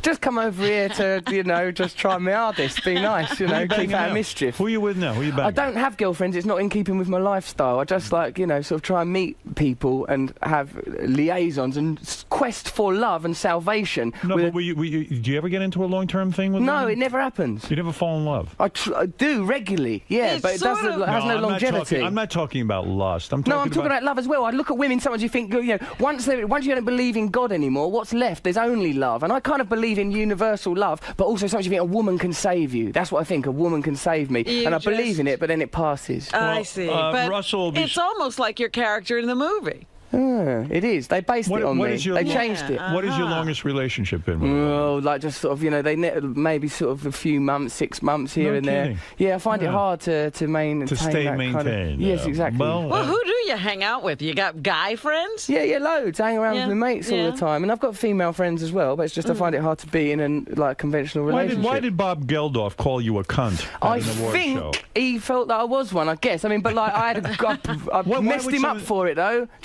He goes right. Here he goes. I was hosting the NME Awards in London. He goes, Russell Brand, what a cunt, right? And I goes, Bob Geldof there, right? Now, where was my brilliant comeback? He may have what did he say? Like, I don't like Mondays. Oh yeah. No wonder he's such an expert on famine. He's been dining out on I don't like Mondays for 30 years. And not bad, right? One hit. No, that was a retrospective. That's what I hit him back with after the cunt thing. Well, listen, you're on a roll. Can I ask a question? Yeah, sure. Go ahead. I got a question because there's one thing I read that Russell did, and I want to know if when you did this, were you on drugs or not? Go on, mate. Did you, after 9/11, the next day, you came in dressed as Osama bin Laden? Yeah, I was on crack then, mate. Were you? Yeah, so don't carve me up for that. I was on crack, and also it's just because everything was going so mad. I just thought, sort of blew me away a little bit. You were working that was at MTV irresponsible. at the time. You were on crack, and it was the day after 9/11. Yeah, it was. And so you dressed up as Osama bin Laden. Yeah. That was very, very. I didn't mean no disrespect to anyone, but I was on crack, and it was just like everything was going a bit hectic. And I took my drug dealer to work that day as well, and he was there in the building with me. It was a lot of madness. Did you get fired for that? Yeah, you I did. You They lost sacked your me. job at, I paid the price. You've already paid for that. in a one. way, they encouraged you to be outrageous, and then you were outrageous. wages and they fired you. Go on, go crazy. Not that crazy. Get out. Right. Yeah. That's the problem I have. That's the game. That's not fair to someone who you encourage to be wild. Yeah, they mislead you. They laugh at you, and then once a whistle glass gets broken, where are they? Well, do you think you know the boundaries now? Do you think you know how to play within a certain, or you're likely to do this again? I want to be successful because I've got ambitions and all that sort of stuff, but I don't want to compromise so that there's no point in doing it anymore. So I'm not myself no more. It's a tightrope act, isn't it? But I don't know. I mean, like all my life, there's been aggro. So if there's problems in my career, it's just the same as when I was a kid. So I can take it. Well, I'll tell you, Russell, I wish you luck with the new book. It's called My Bookie Wook. What does that mean, bookie wook? That's a British expression? It comes from, like, the Clockwork Orange, that Anthony Burgess novel, and, like, they say eggy wegs and gutty woots and say stuff, because I like it, because it's got all, as you've said, it's got all those harrowing things in it, all that sort of stuff from childhood, and then it's called My Bookie Wook, so it sort of undermines the pathos. But it's mostly a funny book. I just wanted it to be funny. And the book was a big hit in England. Yeah, it sold like 1 million of them. Like, it was #1 for ages. Oh, like, fantastic. it did really well. Is it frustrating to you to be a big star in England and then not be known that well here? Yeah, it is a bit, mate, because, like, people in England go, oh, do you like it not being famous? I fucking hate it. Do you know what I mean? Because, like, I've got used to being famous, and then the kickbacks. Then you come here and no one knows. No one gives a monkeys. So you have to sort of. It makes you realise though that fame is subjective and meaningless. I can relate to that. Early in my career, Robin and I were very successful in Washington D.C. Yeah. In Washington, we had an 8 rating, which is huge in the morning, and I was like this big star. And then I'd come to New York to visit my family, and no one knew who I was. Yeah, it was like you didn't even exist. And I said, gee, that sucks. I mean, I got to get to New York so people will see that I'm somebody. It really was very frustrating to me. Right. Do you find a difference between American women and British women? Not in an essential way. I think ultimately we're all the same. $10. It's a $10 difference. $10 difference? No paying for it, Artie. Yeah, no. I'm done with that. It's exploitative. I agree with you. I'm done with that like you. We must heal ourselves, you and I. After the MTV Awards, did you get any... death threats. Did you get... No, oh, you got death threats? Death threats. Why? What did you say? That I said some stuff about George W. Bush, and people death threatened me. But I think if you're going to threaten to kill someone, that's just give me a warning. I think what it is that Americans can make fun of George W. Bush, but they don't like when a guy from England comes over. I appreciate that now. Yeah, I made a mistake. You don't care. Is it hard for you to relate to Americans? I mean, you're keyed into the whole British thing. Is it hard to come over here and translate? I don't think so, because I think things that are really funny are universal. Of course, there's different cultural references, but no, it isn't. It works out fine. And no one has problems understanding you. Nah. Because, because I go into an archaic Victorian, oh, hello, darling, nice to see you, sort of go into Dickensian language. People like it. How long is your show? An hour? Hour and a half. Hour and a half. You get up there, you talk, you got the microphone, and you let it go. Tell some stories that's prepared, and then improvise as well, and see how it goes. Very good. And you like this stand-up thing? I live for it. It's my life. You love it? Because you hear so many stand-up comedians go, "Oh, it's torture. I hate it. I got to get me off the road. I want to be something else. I want to be a."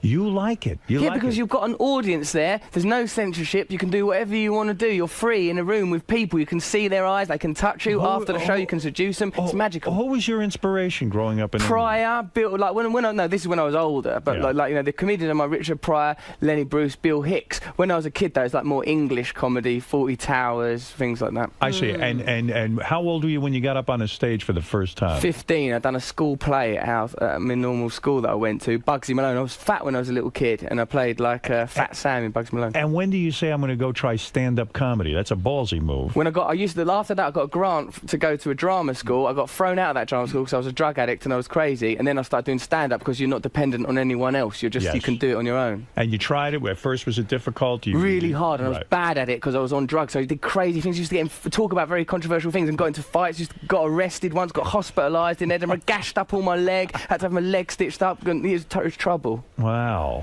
And you're not banging anyone here in America right now? Well, yeah, I am. Actually, as a matter of fact, some really beautiful people. And you went to rehab not only for drugs, but for sex addiction. That's a different world. Well, why sex addiction? Are you addicted to sex? Do you think there's a problem there? I think any behaviour that you can't control and that starts to have a detrimental effect on your life could be classed as addiction, whether it's to do with food or sex or anything. Absolutely. How was sex? Wait a minute. How was sex such a out of control control thing. What were you doing? Well, what it was is my management, who look after me and look after me very well, they'd seen that the drug thing had worked out. Then they noticed I was having sex a lot of the time, and I was always on about it or doing it or talking about it, and they thought it was getting silly. So they said, look, you go away for a month to this place. But I got there, and all it is with me is like I meet lots of girls, and I love it, and I'm passionate about it. But the people there had problems that were much more stark, and like some problems were illegal. So when I got there, I was a bit scared by it, but I had to stay because they wouldn't let me leave. Well, I'll tell you something. You know, I think with you, I don't know you real well, but just hearing you today, I would say, look, you probably had a sex addiction, not for the sex, but you're a people addict. You need to have somebody in your company all the time. Oh, yeah. And you need people with you. And not necessarily it's about the sex. It needs you, they actually make you feel good. They make you feel validated, right? Close, Something like that? Maybe it it's sounds to do like with that. Yeah. All right, listen, what the hell do I know? That's too heavy. Don't end the interview on that. End on a high note. A high note? Well, something jolly. All we've done is... Because otherwise I'm going to think about, there's been too much therapy. Ken, you're on the air. Determine what the problem is. We haven't found a solution. There's been no solution. Do they have a lot of... who else is in sex rehab? I would imagine, you know who these sex rehab is? These pedophiles. These guys who go away and they like little children. There was there was a fella there who had married a 15-year-old. There was lots of crazy stuff going there. I found it very hard to sleep at night. I was listening to the floorboards the whole time. I thought I'm going to hear people creeping around. It was an edgy experience, very Absolutely. edgy. Wow. What you described is so true. I mean, and do you make friends with these pedophiles? Well, what's difficult is they're sort of quite nice when you know it. They're probably charming. If you're not a little kid, it ain't a problem if someone's a pedophile. You're out of their remit. Do you know what I mean? You're an adult. They weren't interested in you. They left me well alone. I mean, I dressed up in pigtails. I tried everything. Gingham frocks. Are there women in the sex rehab with you as well? There was one. She didn't last long. Poor cow. Yeah, right. Must have been murder. All that attention. Did you end up banging her? No, I didn't actually. She was just there for the first day that I was there. Then she graduated, and one could see why a life of sexual addiction might have appealed to her. You know. Yes.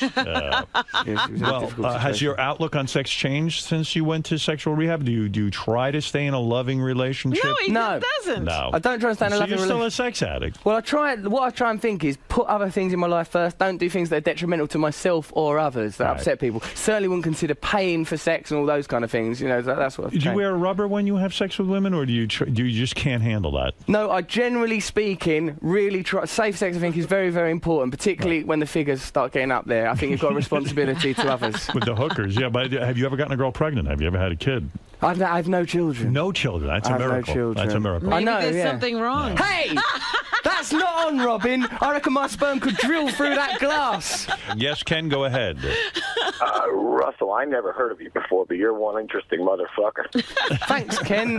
You seem like a nice man. This is one of Howard's best interviews. I mean, I'm going to watch. Anyway. This is the beginning of Russell's ascent into American pop culture. We're the start. I think we just... Do you think so? Well, look what Ken just said. Ken said I'm a lovely motherfucker. Ken said he didn't give a shit about you. Now he cares about you. Is Ken you're interesting, man. This was one of the most interesting pieces of radio in a long time, and I love this show. So, welcome, thanks, man. Ken. Well, that's hey, an honor. that Cheers. speaks well, and believe me, I'm telling you, if you can win over my audience, you're well on your way. Wicked. Now, let me ask you something. You're aware of the Howard Stern show over in London. Yeah, what did you think? What did you ever get copies, or what did you do? I watched that movie. Everyone's aware of this show because it's like an iconic show. And also, when I would sometimes get thrown off of the radio, they'd say he's like the British Howard Stern. Sometimes they would say. Yeah, well, always when they're getting thrown off. Well, Russell, you'll be happy to know I'm insane. Oh, that's lovely. That's comforting. All right, Russell Brand's book, My Bookie Wook, hits stores today. I will have to read Russell, this book. Yes. Quick question. You threw off an Anthony Burgess reference. Yes, mate. Quick. Clockwork Orange. That was a great reference, man, and that should be expanded maybe at a future interview again. Oh, right. Yeah, we'll talk about literature if I ever come back. How tall are you, Russell? I'm 6'2", Howard. 6'2". Robin, I think, is quite taken with you. Are you? Well, you're cute. Well, that sounded dismissive, and I'm looking for love. No, you're not. I am in all the wrong places. You would do Robin, would you? Have you ever had a black woman? Yeah, Robin's good. Yeah, loads. Loads of black women. Because I live in London, and because I like flesh also. Yes. Voluptuous people, curvy people, people that are vivacious and brimming with life. What do you think, Rob? Did you guys hook up or what? What do you think? Look, don't try to match me up here on the show. You know, like in Midnight Express when she pushes her boobs against that glass. Will you do that, Robin? Go on. Oh, she does that for all the guests. Pleasure to meet you. You too. And great having you here. And I want to thank you. So and come back and see us again. That's very kind of you. All right, Russell Brand, everyone. Russell, How'd it go, man? Oh, it was really nice. He's such a nice person. Yeah, it was lovely. I really, really enjoyed it. And I do fancy Robin. Oh, really? Do you think there's a little chemistry between you two, right? Did you? Because Howard said that there maybe was, yeah, because she looks like she'd look after you. But she's probably got a husband, has she? No, man, she's really? single. She likes younger guys. Really? Because I'm younger, I'm guessing. Yeah. There we go, Maybe then. next time we'll put you it come out on, there. man. Why leave let it her that know. long? I mean, I ain't going to burst back in there. It's gone well done and nose it up. But, like, yeah, she's cracking, man. Hello, all right, mate. Hello there, hello. So, Russ... Fuck off. Hey, how's it going, man? That was great, brother. Nice one. Thanks. Great You're to meet great. you. You're hilarious. It sucks I gotta go on after you. Oh, no. That was great. Thanks, brother. You were great. Thank you. I love you. I'm a fan of you, dude. When are you playing here? Thursday, 8 p.m. You can come if you want. Do you want us to I'd love hook to, you but up? I'm performing. You working? I'm on tour right now. Of course, right. But I love you, dude. Nice one, I appreciate that. That's kind of you to say so. Thank you. Thanks very much. Cheers. Take it easy. Thank you. Russell, See you. so what do you like about doing Howard's show? Because it's very authentic and honest, and although he's combative, it's only in a sort of he's got a warm heart. You can see he's not like a nasty person. He's warm, but he's just addicted to authenticity and truth. And so if you're truthful, you're all right. Like I think if he was a person that was full of shit or phony, you'd get messed up in there. You seem to be very comfortable in there. Yeah. Meeting him the first time, you were able to talk about a lot. Yeah, because I'm familiar with his work and everything, and what he's I admire him. So Cool. So you had a good time today? Yeah, I loved it. Awesome, man. Yeah. All right. Well, good luck with the book. Thanks a lot. It's enough. High Times Cannabis Cup judge and Fuck Madonna. Great to be here. Go back 20 years with Howard. On tour with Steven Adler. Adler's GNR. So it's been a while since both of you have been on the show. I was on Drake before you guys went from to here. Yes. I like that. So you guys must be excited to be back. Very excited. Yeah, I love Howard. Yeah, we listen to him on the bus every day. Brother, we're in his book. Did this book signing party with him. Played his birthday party at Tavern on the Green. So what are you guys going to be talking about today? Just the tour we're doing, my book that's coming out next year, 2 movies that we've been part of. Promiscuity, substance abuse, music, rock and roll. Sounds like it's going to be a fun interview. It'll be interesting. All right, guys, we'll see you in there. Thank you. The reason Steven Adler's coming in today, and I guess you know Stephen best from Sober House and Celebrity Rehab, but Stephen hooked up with Chip's Enough, so Chip's Yeah, I with him. saw Chip out there. Yeah, I'm You gonna didn't get to say hello. Well, I'll have Chip come in with him. All right. That's there's Steven, and there's Chip. Look What's at Chip. up, Chip Steve? got a new hat. Chip. But always a Steven, hat. Good seeing you. Chip's the best, man. Chip, man, you look beautiful in that hat. Jesus Christ, you got more handsome. You son of a bitch. The people he hangs out with. Take your hat off, for Christ's sake. The headphones are attached. You got to lose the hat. I can't do this. No. What is that, a sun hat? You know why? Because the... It'll just That's keep just, you I'm from getting ready Hi, to move to Chip. Florida. How are you? You look great. Well, thank you. My grandmother had Beautiful, Robin. chiseled black woman. Wow. Very sexy, I beautiful. hail chiseled you. woman. By the way, before I get to Steven's great story and the new band that you guys put together and all of that, Chip, you doing okay? How are you, man? I haven't seen you in years. Yeah, I can come in here and complain and say, I've lost half my band to drugs, and it's just Donnie and myself left. But I've been making Is music. Enough's Enough still around? We did a record. You and Donnie? I left it in your office. Donnie's great. Yeah, he's one of the greatest singers around. Now, why doesn't Donnie join Steven's band? I don't understand. He doesn't have the voice that we're looking for. He's got a great voice. I love Donnie, but it's just not the voice that You didn't hear him in your head as the lead singer of your band? No. No. And we're doing a lot of the songs. Well, actually, this tour is all the songs from GNR that I wrote and recorded with them. Right. So I needed that kind of steer. And we got a great guy named Sheldon Tarsha, and it's going really great. In fact, we're playing this Friday. I was hoping you'd come down and play a song with us. Oh, wow. That's very nice of you. In fact, let me promote everything. But first of all, Steven, as you know, is on the Sober House, Celebrity Rehab. How you doing with that, by the way? That has been going great. Are you really off heroin? I'm off heroin. Yeah. Are you on heroin, Chip? You know better than that. I just All right. smoke more pot than Pablo Escobar. That's it. Now, are you a good influence on Steven? I mean, yeah, when he's smoking his weed, you don't want to smoke any weed? I'll take a hit now and then. Is that right? Does Dr. Drew know that? Dr. Drew does know that. He's okay In fact, with that? who is this here? Russell Brand. Russell, dude. I got to hook him up with Dr. Drew. No, he's off heroin. Yeah, it doesn't matter. Everybody is. Yeah, it doesn't matter. There's still some issues there. Stephen, tell me the You truth. can tell. Stephen, Oh, yeah. Stephen, That was my honestly, story. you break my heart. You really do. No. I mean, to get kicked out of Guns N' Roses had to be the worst experience in the world. The number one band, a legendary band. I mean, I love that band. And you're a founder of the band. You know, you and fucking Axel. And No, it's not fucking Axel. We call him Asshole. I mean Axel. Right, Axel. I mean, he even did it in a shitty way. He fired you on stage, like kind of like on MTV or something. He goes, we can't record anymore with Steven. Yeah. He's out. The whole drug thing, it was hypocritical for the fact I was doing drugs with them, and I wasn't even doing the hard drugs like they were doing until after they kicked me out. Wow. So was he wrong to kick you out, Axel? Of course he was. He was. And Slash was wrong for not sticking up for me. Slash was your boyhood friend. Yeah, since we were 11. In fact, he says hello and he loves you. I talked to him last night. I love Slash as well. He's a great guy. He's always been on the show. But you really do resent him because he didn't stick up for you. I did. Right. I did until I started 8 days before we started the celebrity rehab. Right. I went into a rehab in Pasadena called Las Encinas. And I called Slash. I said, come down. I really need to talk to you. I'm doing this show for VH1.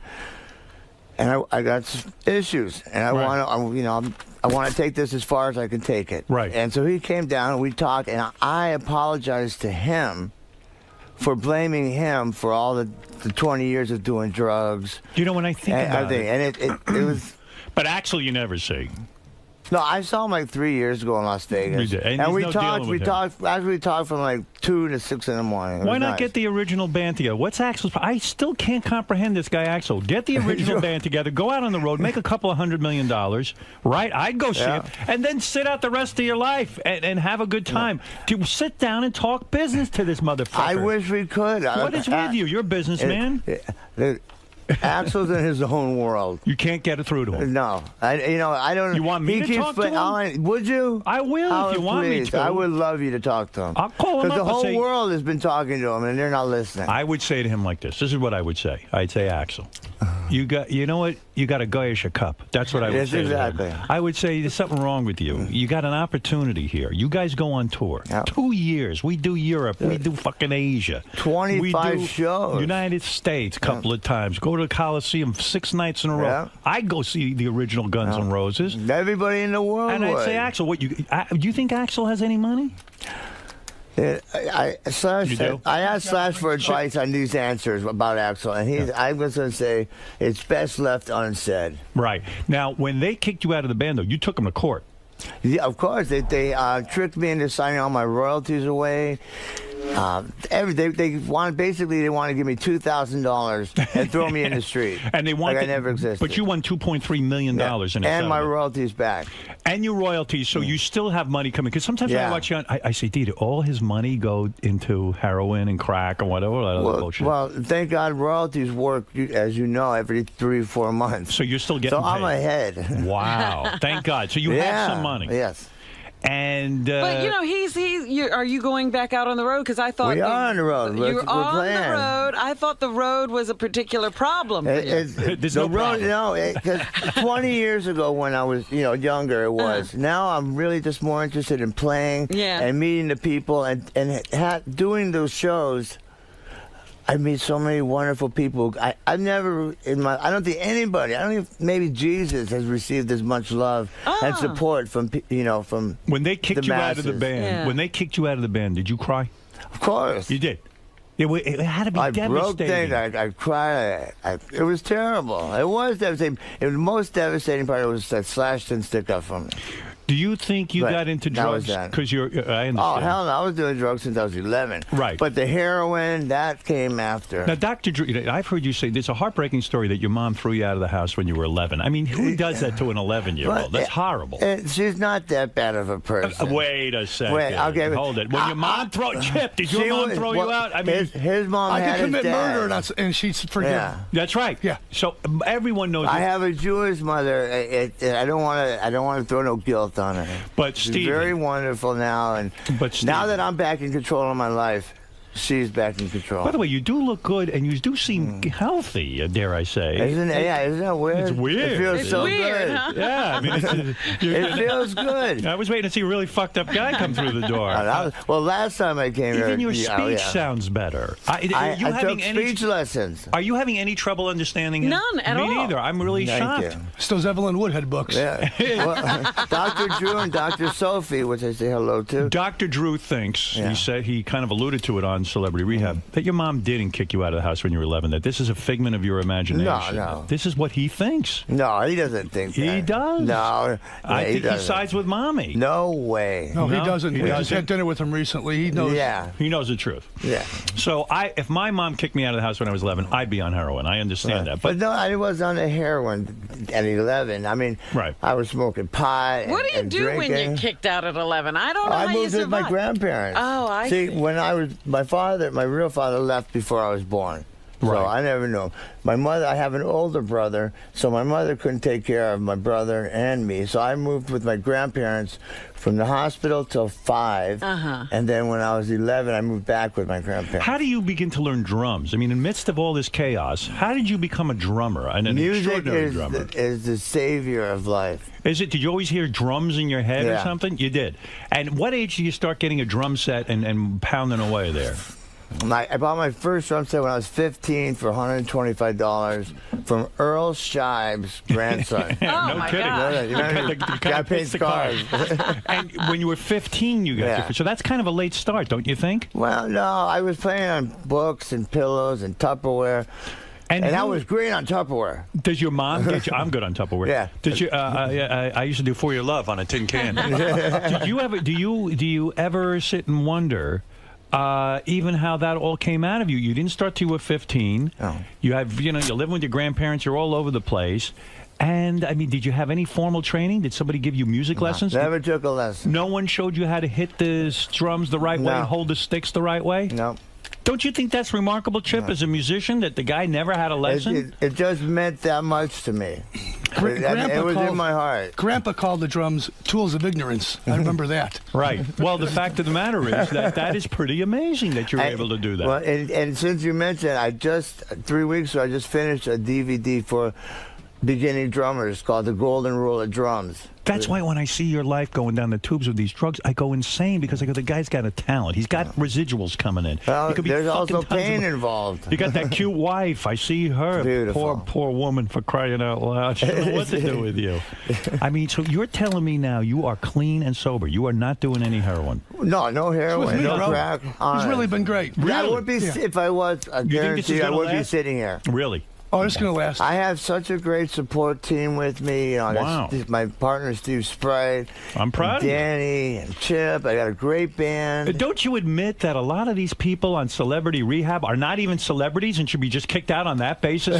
This fucking, who's this fucking musician that I see in there? Shifty. Where the fuck did he come from? I never even heard of this guy. He's Shifty. a nice little fella. Yeah, nice fellow, but I mean, come on. I never heard of him until I did the show either. Shifty. He carries on like he's the Beatles. No, he had a band called Crazy Town. They had one single. Oh, Crazy Yeah. Town. Did, okay. I did hear that. That I know. Yeah, okay. And Nikki McGibbon was on American Idol. Why is she so heavy now? Can't she lose the weight?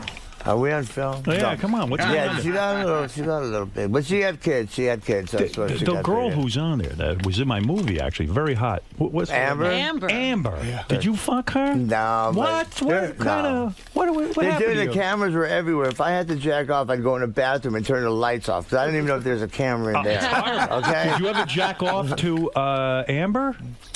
No. Oh, bullshit.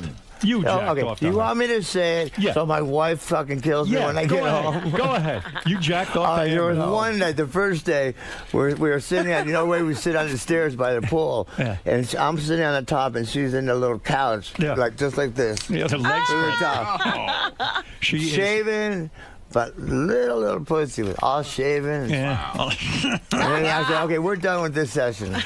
Boom. Bathroom. Lights off. I mean, you're the biggest celebrity on there. Let's be honest. Well, Jeff Conway and Gary Busey's huge. Yeah, he's great, huh? That Jeff Conway. Oh yeah. Oh man, what a motherfucking crazy man he is. He is. He's a natural actor. He makes you look like you're normal. Yeah. I'm telling you, it's unbelievable. He's a showman. Do you think Amber was intentionally showing you her pussy? No. Do you? And it's fully shaved.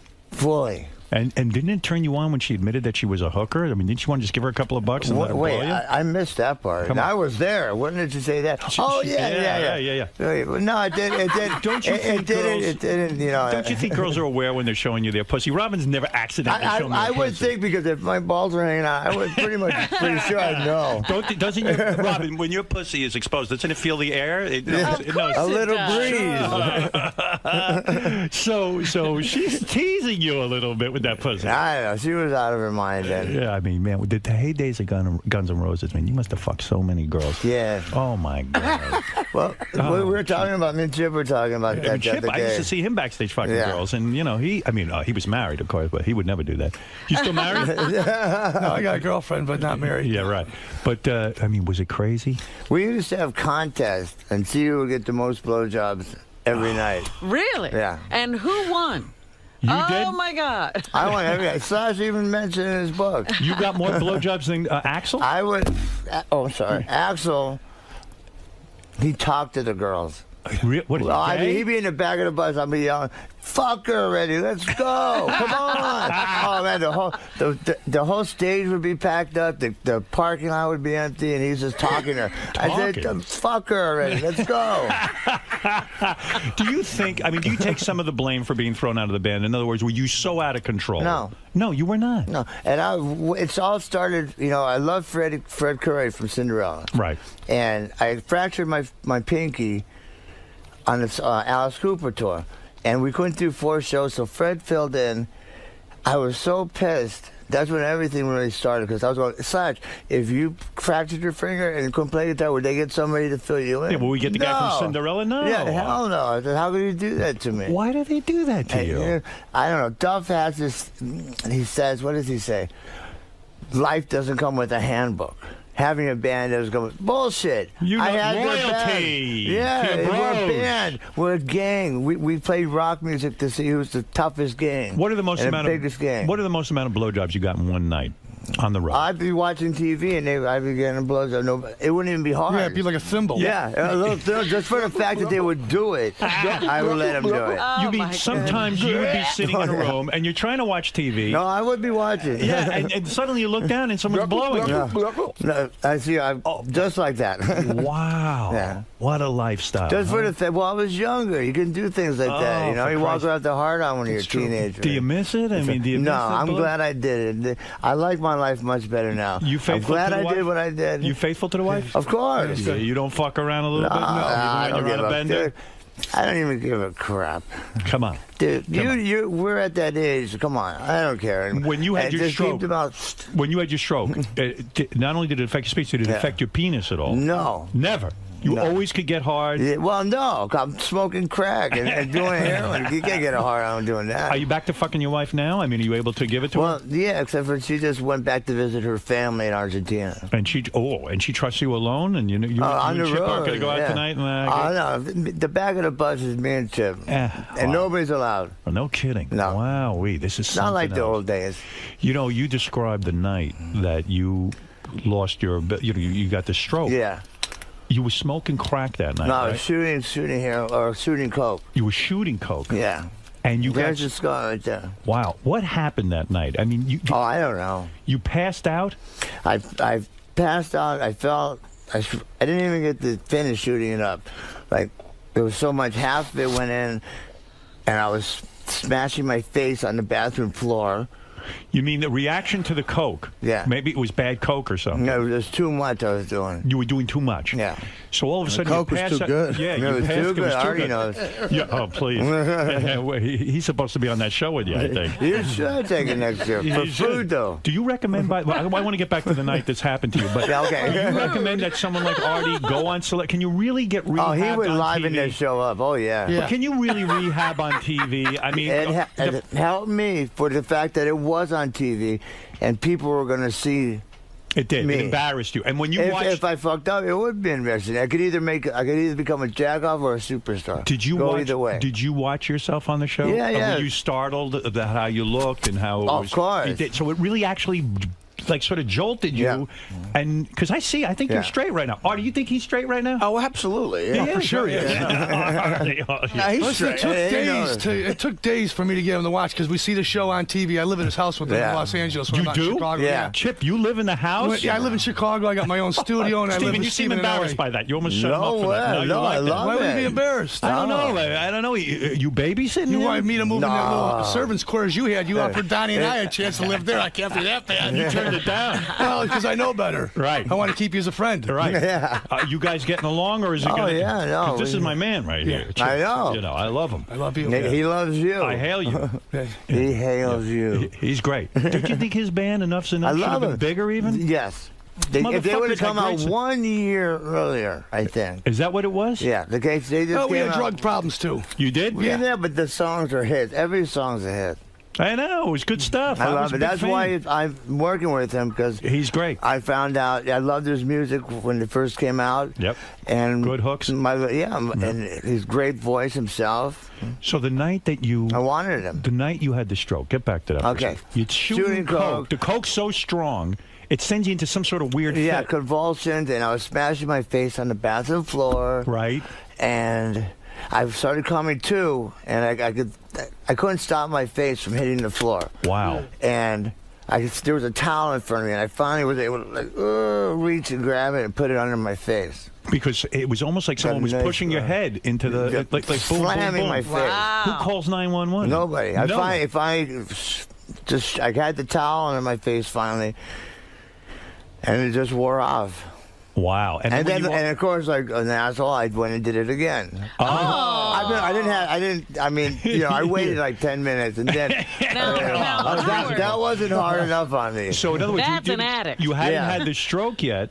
But then when you did it again. No, that one did it. Even after the stroke, you went and did it. Yeah. Well, I didn't know I had a stroke. It was only 10 minutes later. But did you realize you couldn't speak? No. He wasn't trying to I was talk. all alone. Yeah, who was he talking The to? TV was watching me. I had nobody. But you had no problem manipulating everything.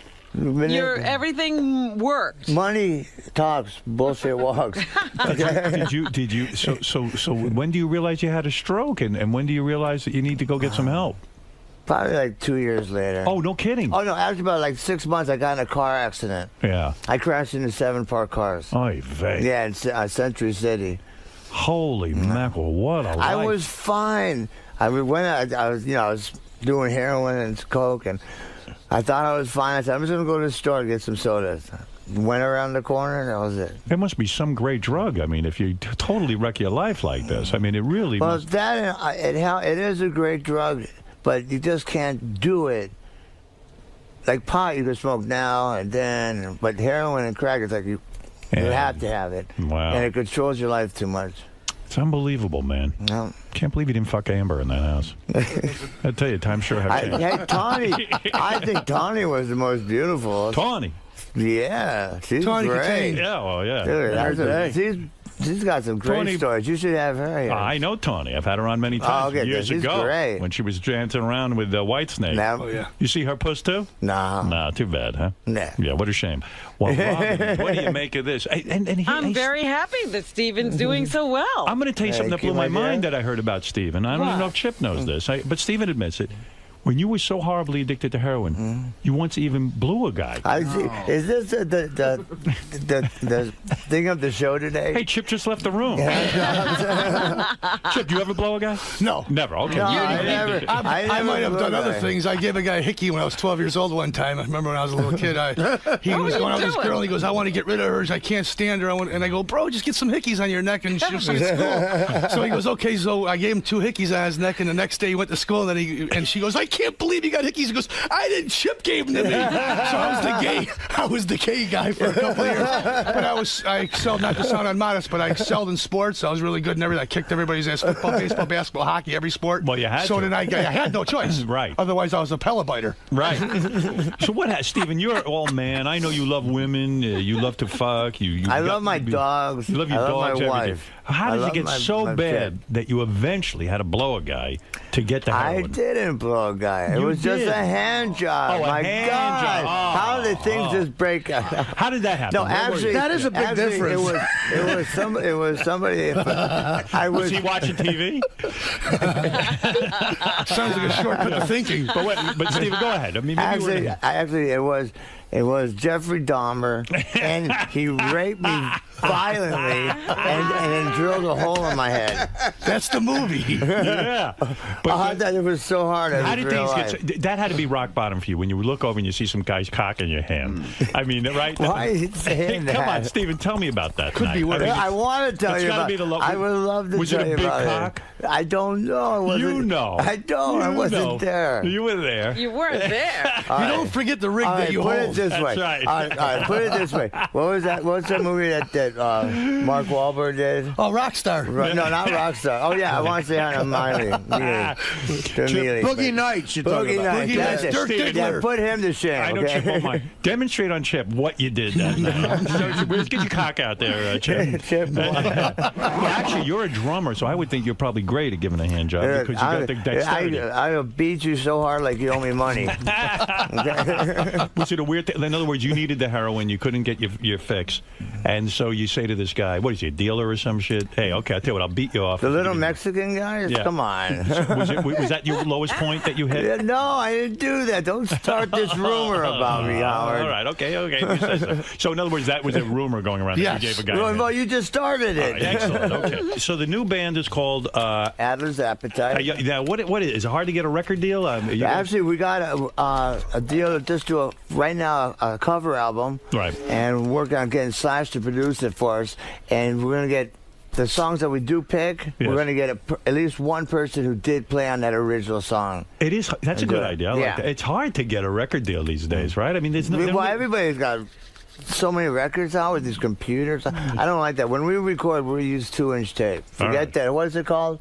Analog. I fucked that. Whatever, that computer thing. All right, let me hear a little of this. Chip, is it easy working with Stephen? I mean, it's really easy working. As a matter of fact, if I can brag a little bit, Stephen came to my studio. I have a studio called Chips Enough Studios in Chicago. Do you? I've been producing bands. That's all I've been doing because Donnie's not available to tour. Yeah, Donnie's busy. Yeah, he's I don't know what he's doing, but you know what he's doing. There's a movie that's coming out in June. It's called Sugar Box with 2 X's. It's about a female prison in the 70s. And I'm playing a prison guard, by the way. But we did a couple songs in the movie. Stephen and I think the stuff sounds great. He's playing his ass off. So what happened? You got rid of the wife? Yeah. No kidding. Oh, I lost everything, too. What do you mean you lost everything? What are you kidding? I'm Chips Enough. She took the house. She got guitars, took the guitars. The guitar? Yeah. I had all this antique furniture that I purchased when we were hot, when we were doing Letterman and stuff out here with you. Everything I lost because she wanted the publishing on the songs. Oh, my God. The only thing I can say... Even Stephen knows better and than my mom and dad my mother and my father went to school with this attorney, so he goes, I got this guy, he'll save you, don't worry about it. He can talk a dog off a meat truck. And I got the guy, he goes, well, I need 15 grand right now, and here's what you're going to get. Nothing. You're going to get out of the relationship. That's what you want, right? I said, yeah. I just want to start over at my old man age of 65. So then he says to me, he goes, I'm going to help you out here. She took everything, but she did not get the publishing, so Donnie and I get to keep our songs. God. That's all I have. There's no pension plan in this shitty music business. No. And record companies don't care about us anymore. You know that right now. Is that why you're living in Stephen's house? No, I went to Stephen's house because I live in Los Angeles, and my chick lives out there, too, so I got a chance to hang out with her. How's the chick? Is she hot? Oh, yeah, she's out there. She is? She's out there? She kills it. Let me take a look at her. Yeah, her brother's a senator. I don't know if you want to. Is he? Don't say that. Where's he a senator? You gotta start shit. What do you mean to start shit? Why? What's wrong The with government Chip? is evil. That's why. Come on, he's not good enough to date. Oh, he's good. No, He's the running for government. Congress. His name is Mike Thompson. Real good guy. Big Guns N' Roses fan. Let me see her. Look at this. Look what you're banging. Wow. Hey, Susie, what's happening? How's Chip in bed? She still doing it?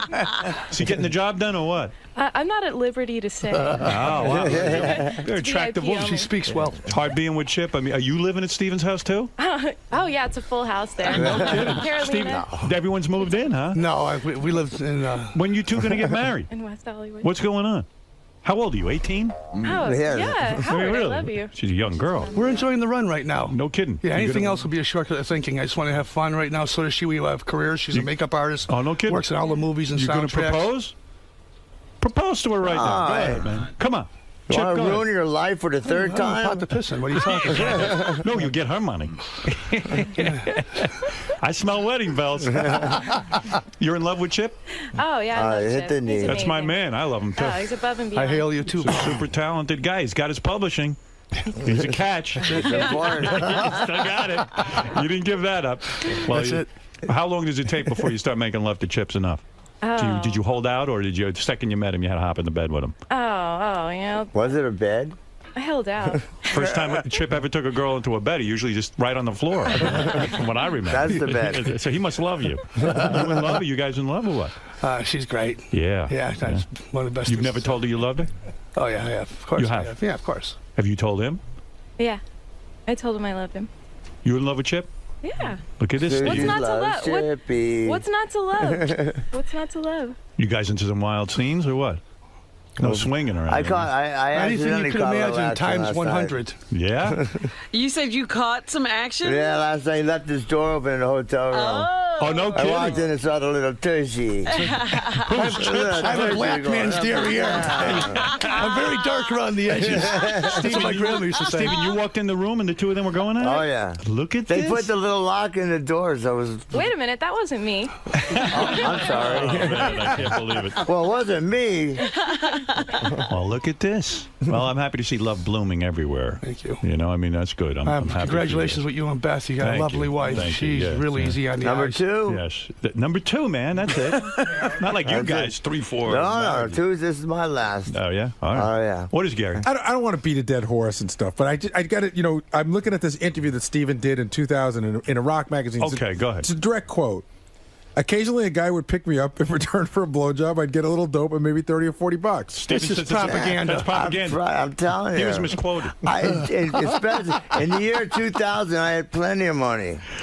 Yeah, I mean. All the 1990s and 2000s been really good. Hey, listen, whatever went on behind closed doors, Steven. If I did it for the fact that I just wanted to do it. No, right. It wasn't for the money. You just like blowing a guy. I can vouch and say that if he fell off his wall, he'd break his neck a couple times. He's got some chips still. Yeah, he's doing good. Man. Unlike me. Everything, especially the show, the Sober House and Celebrity All Rehab. right, who thinks in the Really room good. Steven's really going to stay sober the rest of his life? Raise your Nobody. hand. Nobody. Nobody. He's not sober now. He says he smokes pot. Remember, you used to say all the time, Chip, enjoy the run? Yeah. That's what we're doing right now. Yeah. Steven, you But got I'm not going back to that. Steven, come on. It's a no-win situation for Yeah, you. I'm enjoying life again. It's my second time around. and I'm Artie, you got to enjoying be it. inspired by this. I mean, Steven's off the stuff. Well, I've been off the stuff since Christmas Day. That's it. I know, that's a big deal. 3 months, man. That's a big deal. One day is a big Are deal. you serious, Artie? You really haven't? Since Christmas Day, yeah. Are you on sub your text like Artie?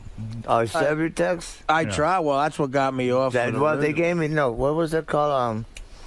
Suboxone? Suboxone. It's the same thing. Yeah. All right, listen, I'm proud of you. I hope you do stay up because you're a great guy and you're a great Thank you. talent and you got some good friends. And I had great people. You know what I mean? I mean, what are we doing here? This is crazy. Sometimes I'm watching on TV, I want to shake and go, Steven, come on, motherfucker. What are you doing to yourself? This is Well, crazy. it was a great experience doing it, and maybe you got to it go was to nice. therapy, deep therapy. I do.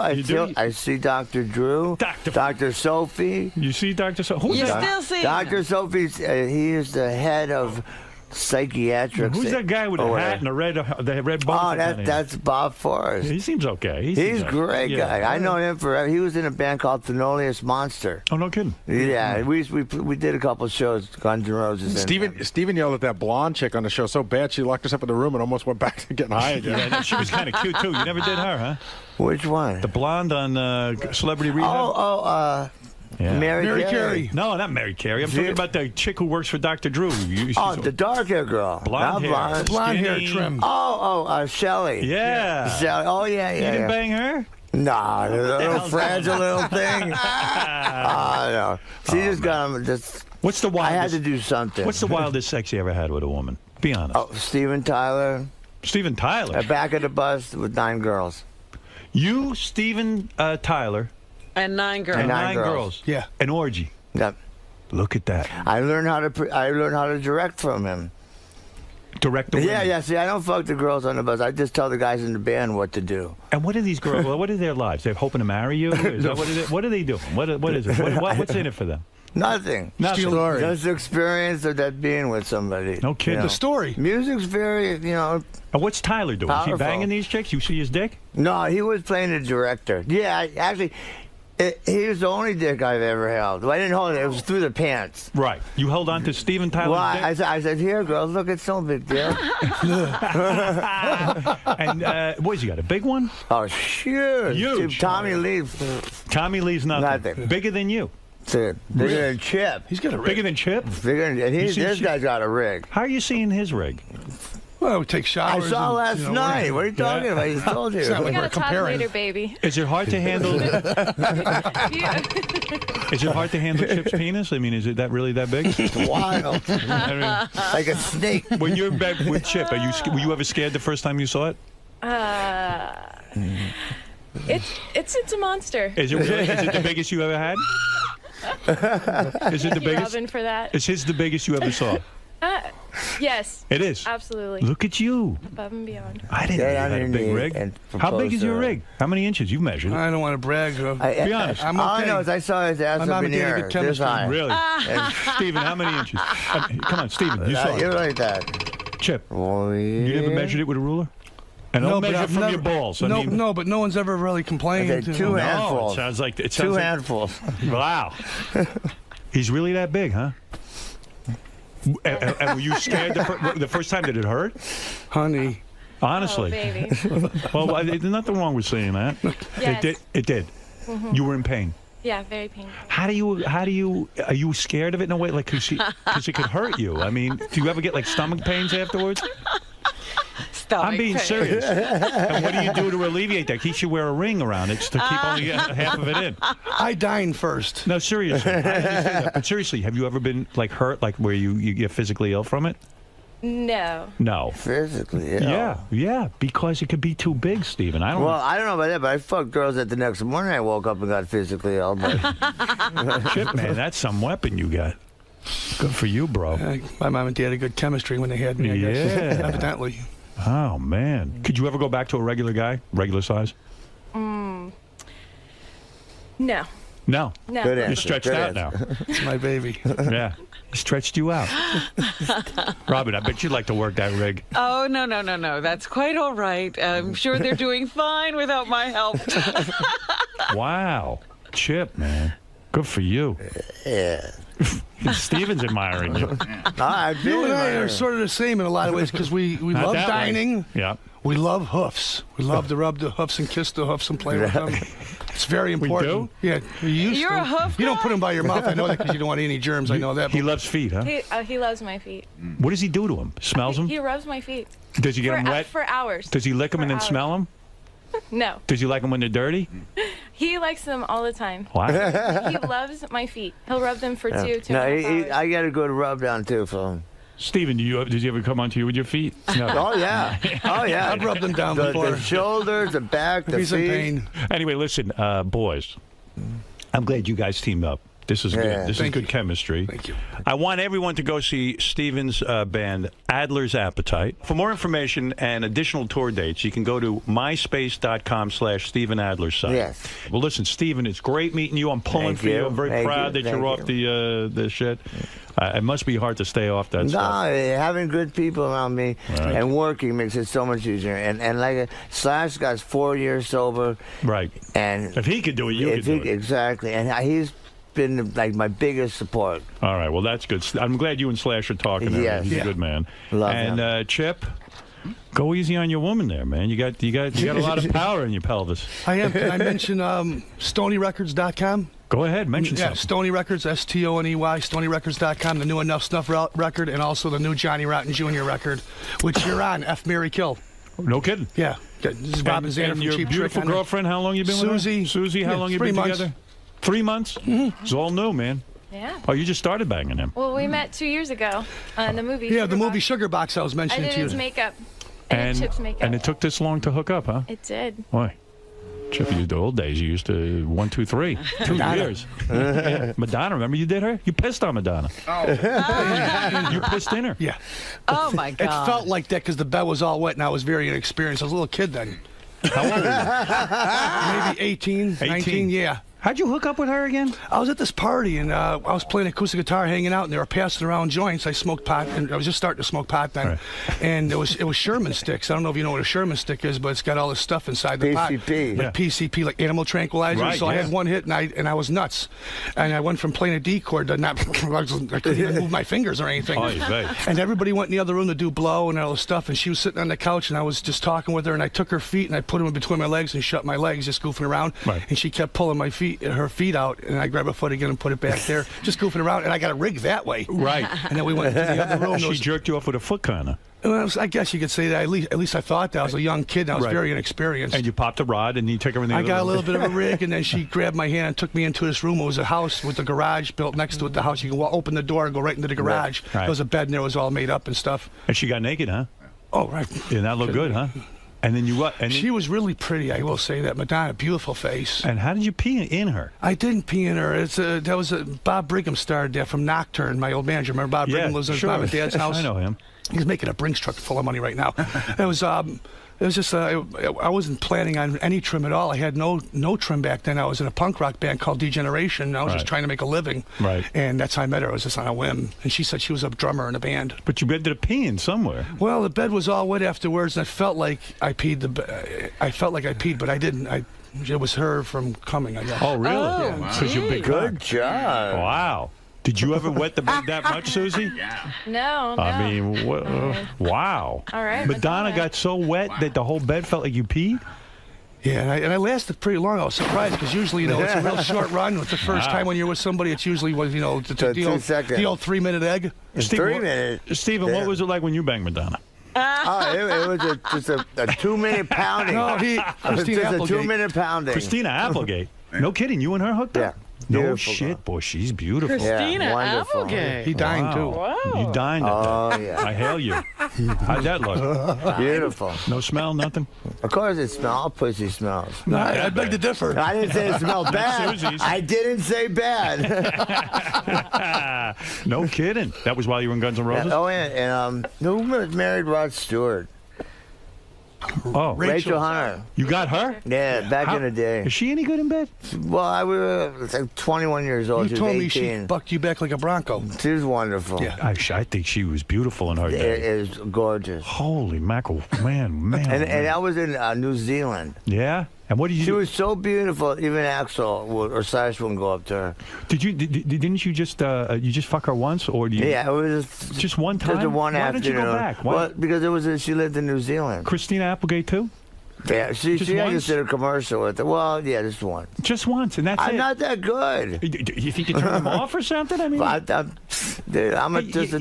I make it 2 minutes, God bless I heard a me. horrible story about Axel once that he banged your girlfriend at the time, right in front of you. No. She was a stripper girlfriend. When we had it, I had a couple of them. Yeah. And this one of them went to the studio with them, and he fucked her there and Well, you were with Rocky her. Queen. And you must have been I pissed. wasn't. No, I didn't care. Wasn't one of those like my wife. Boy, if I was or like, you know, a heavy girlfriend. somebody you cared about. Yeah. Still, she was yours. You had marked your territory. Yeah, it was already. her and a couple of, but they were Band-Aids. Man. Susie, that's got to turn you on that he got Madonna so wet that she wet the whole bed down. I mean, what do you think of your man now? Had you ever heard that story? You know, I always liked Madonna's music, but now it's so funny. No, Whenever she comes on the radio or something, I think about it. I'm like, oh, ew. But I just thought it was like back then. You know, I think she's a super talented, wonderful, amazing woman. I'm just glad it was, hopefully, you know, pre-days. When she wrote that song like a virgin, was it about you, Chip? I doubt it. You doubt it. All right. Yeah, I'm in line with a bunch of cats. Well, you guys are a lot of fun to hang out with. You got to admit these guys are fun. Oh, yeah. I mean, come on. I mean, what is going on here? They got it going on. Hey, David Lee Roth's on the phone for you guys. Let me say hi. No Hey, David, way. go ahead. Hey, Howard, good morning. This is Rock'em Sock'em Diamond David Lee Roth right here. Is this Stephen Adler? Yes, sir, Diamond Dave. I love you. This is live on the air. How you doing, Stephen? Great. You know, Howard, I got to let you know something. You know, a little secret here. Back on the 1986 Eat 'Em and Smile tour, Stephen blew me backstage for a Thank you. Thank you. That's what I knew. There you go, Stephen. All right, hey, David, thanks I for didn't want sharing. to say. Thank you for reminding me, Dave. I love you. That, of course, is our friend Billy Murrow. Impressions, yes.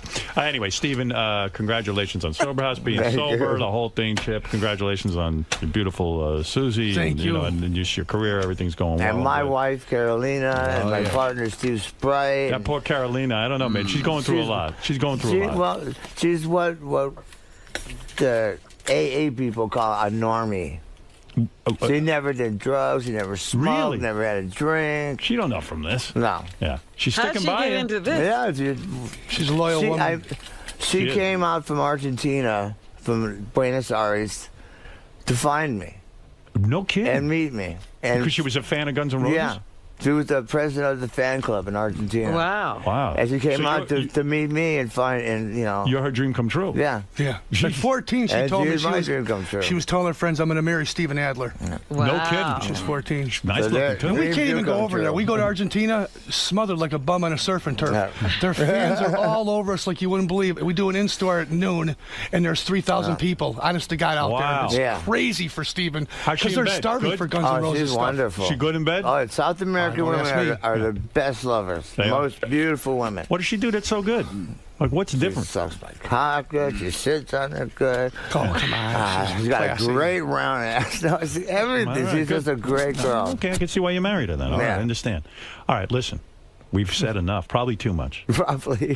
Guys, He's so sweet. how'd it go in there? It went great. He's really great. I love Howard. Now, how does it feel that Howard says like it breaks his heart to see you, how you were on TV, and Well, it's it gotta was feel good to real. have Howard care about you so much. I think it feels great. And I've been getting so much love and support, and to get it from Howard, who knows so many people, and it's really great. Like I said, I love Howard and thank him. Real grateful to have him as a buddy. Thank you, Howard. Family, big brother. And now Yeah. you guys got the music going, so it seems At like the music, things at going TV, well, right? at the movies. Things It's are looking going. up. Yeah. We got a chance. Yeah, you got a second chance in life. And I'm not looking back. Yeah, third or I fourth. certainly hope we're not confusing motion with progress at this point in our career. Great. All right, guys. Thanks for stopping by. Have me do. I think it's going to be something to do with music trivia, maybe Brady Bunch trivia, and then hopefully he won't ask me to spin the wheel of sex. It should be interesting. So, John, you nervous at all? Only because I have no idea where it's going. It can go anywhere with Howard, right? Yeah. So, what's your special talent? I have a, Rolodex of useless knowledge in my head that'll never come in handy in real life. Anything from music to movies to dates, facts, figures, trivia, all that stuff. And the guys are going to try to stump you today? I think they're going to take some calls so we can see if anybody has less of a life than I did as a kid growing up. All right, man. Well, good luck in that Thanks. today. Here's John Zellner. He's Senior VP of Music Programming at SiriusXM. Gary said to me, he was in the halls, he's walking around, and Harvey Leeds goes, hey, you got to meet this guy. Tell him when you were born. He tells him, boom, the guy knows right away to hit record. And then the guy says to him, that's not even my real skill. My real skill is I can answer any Brady Bunch question. Really? Yeah. Hey, John. Hey, how you doing? Unfortunately, I don't know anything about the Brady Bunch, but I could probably research and get a bunch of questions. Okay. I know a little bit about it, you know, and I'm not like the Honeymooners or the Odd Couple, but I know some Brady. I got some questions. You know who's supposedly a Brady Bunch? Hey, John. Who's that? Hey. Scott DePace is supposedly a Brady Bunch expert. Really? Oh, what a fruit. That's what someone told me. That was a great show. Come on. Yeah, but why would you learn that before the Honeymooners? Well, because I wasn't alive in the 50s. Gary told neither me, was I, dude. It was on every fucking night. Gary told me that you even knew the name of you knew Sam the Butcher's last name. Yeah, because that's never been mentioned in a show. One episode. It was on the architectural papers. Because the maid was building a house or something. And No, he was redoing the butcher shop, and Alice thought he was going to propose to him. Right. So the thing was, they were in the den, and the thing fell off, and it said Sam Franklin on it. It's the only time that you knew. Yeah, Franklin. Sam Franklin. When you get, how do you become such an obsessed fan that you would know that? I have no idea. I was in the Brady Bunch fan club. At the same time, I was in the Kiss Army, so I was kind of a confused child. Were you the president of the? No. Fred, what year? Give me the date and year you were born. He'll tell you. 7/9/55. I can't start in 55. I do 56. I know. I bet I told you he wouldn't know mine. I bet I'll know Wait mine. a second. I know yours. But this though. is what Will said about you. He Yours says, is a Rosemary Clooney song. I know that because I looked it up. But Gary's been screaming about how great you are, and Will said, "Hey, I was on the phone with this guy, and every time I ask him, he goes, I can't do that." I bet I'll know mine. I started in 56. All right, do Artie. I bet I'll know mine. What is it? October 11th, 1967. So 1067 was Aquarius. Let the sun shine in. Yeah. There you go. Let the sun shine in. Yeah, Aquarius. Fifth Dimension. Fifth Dimension. Yeah. Summer of Love is when I was born. Right. You know what's you know what's cool about your skill? What's that? We don't even know if you're right. That's right. Well, that's like I have a similar thing where if you from the last half of this century, from 49 to now, Right. you give me a year, I'll give you the two teams in the World Series and who won. 1983. In 1983, the Orioles beat the Phillies. Wow. Now, how do you learn something like that? You know what, Howard? It's like he's saying. So, for some reason, I know.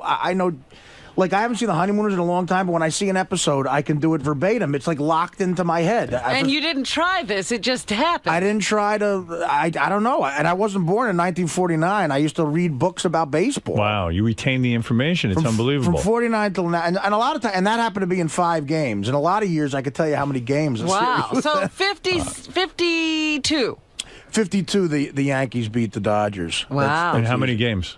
Probably 7 games. Wow. I have like a weird little skill, actually. Name any year, and I'll tell you the following year. So, for example, Fred, what year were you born? 1955. That would be 56. That's awesome. You're right, sir. You know what, Benji? What about you? When were you born? When were you born? 71. No, you weren't. But anyway. What week? Give me your birthday. What was that? 71. It's 9/24/71. 9/24/71 was Black and White 3 Dog Night. That's a good one. 3 Dog Night, Black and White. It's a good one. That's right. Yeah. Wonder if we could check that. I don't. You go to the Joel Whitburn site. It's all over. Will, what was your birthday? 2/15/78. You're the one that I want from Greece, from John Travolta. Wow. It's Yeah, funny. it's good stuff. It's funny when people know shit. Were you ever? Now this- What, Will? That's a different answer than he gave me yesterday. That's not true. Johnny Mathis. Is it? Johnny Mathis wasn't on the charts. in No, 78. Too Much, Too Little, Too Late was, but it was the month after. Oh, so you were wrong yesterday. I guess so. It's a mess in there. It's a Rolodex of useless knowledge. I'm trying to think of a good Brady Bunch one. Here, I got some off the internet. I'll ask you some Brady Bunch stuff. Okay. All right. Anyway, first I'll let you do Jeff the drunk. He's very anxious. Jeff, go ahead. What's your birthday? Yeah, can you do my date? Sure. Do you actually know the answer, Jeff, or you don't? No, I don't. All right, go ahead. What's your birthday? 5267. Something Stupid. Frank and Nancy Sinatra, 5267. Something Stupid. Yeah. Oh, there you very go. It good. fits. It's appropriate. No. All right, Jeff. Thank you. Something stupid. That's my theme song. It's great that's something lazy. Scott, are you a Brady Bunch fan? It's just something at college. You're we used a to do goof. For a drinking game, you asshole. Oh, just drink. It's a drinking game. Just drink is right. Fucking What do you need a drink, game you for? fag. What do you need a game to drink? I just drink. You would get really What drunk. was Sam's last name? All right, wait, Scott. Scott, ask a question. All right. What was the mascot for the Raquel, high the school? goat. Raquel, Yeah, the goat. It was Raquel. Drink. Okay. Saved him in his bedroom, and the goat went and Carol was showing the house, and So All that means right. Scott has and to then the drink. hilarity. What was the ensued name after of the that. cat that Bobby saved? Pandora. Oh, got it. What was Yeah, the name it of was the first? Millicent in that episode. Remember, he was in the burned out house, and Millicent played by who? Jeez. Melissa Sue Anderson from Little House on the Prairie. You got to drink, Scott. stuff. Every time you get one wrong, you have to put an See, ugly that's shirt Also, on. the first girl that Bobby kissed. What a punishment. You have to drink. Yeah. Every time you get one wrong, you have to put an ugly shirt Oh, on. let's see you have. No, you that's a wouldn't good drink question. like The Pandora one. Most people don't know. Scott, that. here's That's one. good. What's the name of the first guy you fucked? All right, wait. What was the name of the detergent that you did the commercial for? Oh well, there was Safe and Best. damn. There were two actually. Good. Let's get back to the World Series shit. Something for the guys. All right. Go get a cupcake, Artie. What was the No, that's name? good stuff. That's impressive. though, I got that a you couple knew. for you if All we right. got off the internet. Okay. What was the name of Jan's imaginary boyfriend? Oh, Glass. George Philip- Glass. George Glass. George thank Glass. You. I knew Yeah, that. How do that's you a good know one. that? I'll tell you what. When he said, I happen to see that guy. Oh, thank Good one, We right? call you. Let me tell you something. I don't consider myself an expert, but George Glass. George Glass. She looks at the glass and she thinks of it. Right. Yeah. What was the name of Cindy's favorite doll, which Bobby Kitty Carryall. Wow. I knew that too. Yeah, that's Yeah, it's an easy one. Jeez, I don't know any of these. I'm so proud of myself. I don't remember. Maybe I should take more time to answer it. I'm looking. You guys were older. I didn't. I watched it, but I don't remember it. Yeah. Fortunately, I didn't retain any of it. Yeah, thank goodness. Go ahead, Richard. Can I tell him my birthday real quick? Sure, go ahead. April 1st, 1974. 474. You ain't seen nothing yet. BTO. Nope. Blue Suede, Hooked on a Feeling. But was it a week after? Uh-oh. No, it I'm was usually April off by 1st. a week or two. All right. Well, there you go. I'm wrong. It's still impressive. Yeah. It was close. All right. What was the name of the bully who teased Cindy about her list? That was Buddy Hinton. Buddy Hinton. Wow. And Peter knocks him Can out. I yell out? I knew All right, I'll ask you first, Scott. We'll see how you do. All right. Carol Brady had a boyfriend in college who came to visit her. What was his name? Tank. Very good. All He's right. good. All right. Jeez, I'm who impressed. knew we had him back there? Right? being You don't need able me. to I do can just this go home all now. All right, along? I'm going to skip to the hard ones. You ready? All right. What is the name of the dentist that Marsha swore she'd marry one day? Oh, jeez. All right. Now don't wait a got second. it. Can you answer this one? What was Tank's last name? Remember? It was Tank Gates. No. Right, I didn't know that. Do you know this So- one, dude? I don't know who's the Dr. dentist. Vogel. Right. That's right, Vogel? Dr. Vogel. Yeah. Correct. Right, drink. remember? I'll drink. Remember Mrs. It was Mrs. Marcia Dentist, and she envisions them getting married. And How many times did you watch each episode to get this good? Friday night, 8 o'clock. It was just like clockwork every Something week. you'd watch all the Had time. no life. And yeah. you saw the reruns and everything. Of course, sure. All right, here, I'll ask Scott first. What was the name of the quarterback who dated Marsha in order to steal Greg's playbook for the big game? Phil Packer? Warren Mullaney. He's at the top of my crumb list, the bottom of my crumb list, and every crumb in between. Who's Phil Packer? It says here Jerry Rogers. Fudge Packer, actually. Yeah, Phil Packer's the No, name of Warren- the dude you dated. It says you're both wrong. No, that was something. Jerry Rogers. I don't know. Warren I Mullaney. remember the episode. Okay. All right. Greg and his teammates steal the rival school mascot. Oh, he did that one. Yeah, Raquel. Okay. Who played the role of the minister who married Carol and Mike Brady? Oh, Jesus. I don't know that. Who played the role? I don't know. No, Yeah, you don't that's know not that. a First real- episode. All right, forget that it's one. horrible. When did the first episode? Wait. Is it? I'll tell I you can again. picture the guy. I don't know his name. Is it Artie Johnson? Nope. No. Dabbs Greer. Oh, forget it. I wouldn't know that. All right. Okay. When did the first episode? Who gives a shit about 1969. that? That is correct. Wow. Name 3 celebrity athletes who were on the show. Oh, that's good. Joe Namath, Wes Parker, and who would a third one be? Deacon Jones. Oh, Deacon Jones. That's right. Don Deacon Jones. Drysdale. That's good. And Don Drysdale. That's right. Yeah. Wes Parker was the first baseman for the Dodgers, right? All right. Here's Exactly. a tough one. Asshole. What is the name of the man who Alice dated, other than Sam the Butcher? Oh, the guy Mark Millard. Absolutely right. Yeah. Wow. Impressive. Well, you're not so impressive, Scott. Is there a way to make money with this information? Absolutely not. What was- Not a chance. All right, you want to go to ridiculously hard category? Wait, can I throw it out there? Throw it out. What was in the game show that Cindy was playing? What was the answer that everyone knew? Oh, except Baton her? Rouge. Baton Rouge. Sure. Yeah. All right. When they go to Hawaii, Yeah. Taboo. the taboo It was thing. a 3-part episode. Right. What was the thing that happened to to Bobby. Well, they found the tiki idol, Right. and it brought him bad luck. So Bobby what was the bad luck? Yeah, he had the thing crawling up on him, and then Alice sprained her whatever, Right, he's right. doing the hula thing, and then Greg wiped out surfing. And name 2 celebrities in that episode. Vincent Price and well, I don't know who's the other one. The Hawaiian. Oh, Don Ho. Sure, yeah, very. He ain't a celebrity. Don Ho, marginal celebrity. What is it about the Brady Bunch, do you think, that really attracted you to the show? I mean, you have to admit it's a dumb kind of show, but why did you love it so much? I wanted to be one of the, part of the family. I was an only child, so I was lonely, I think. It's the ideal. You know what? It's almost like why people liked Friends. I think like you wanted to be. I think a kid wanted to be in that family because it was the ideal family, and I think a bunch of people. You wanted to be in that family too? I mean, as a kid, they were perfect. You know, like you went to the old man, and if you had a problem, he told you what to do, and at the end of the episode, everything was fine. All problems were solved in 22 Do you think minutes. if you had grown up in the Brady Bunch that you would be a heroin addict? No way. I think I'd be a worse heroin addict.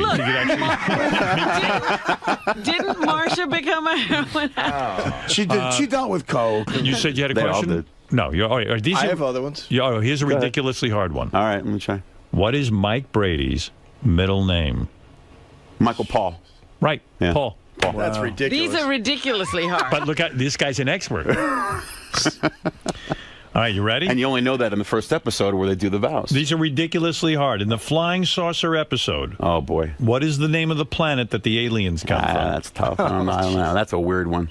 But that's a good one. It was Yeah, toward the why end. Yeah, I know. It was, Why wouldn't you remember that? I don't know. It's from Kaplutus. Kaplutus. That's right. I knew that. Yeah, I knew it now. All right. Yeah. There's subtle shit like when you get into I get into honeymooners trivia with my cousin, and he'll ask you shit like the episode where they get a maid. What's the name of the maid agency? And you have to read it backwards on the door. Oh, that's good. Like shit like that. Right here, if you're the senior VP of programming at Sirius, what is channel 111? You know that?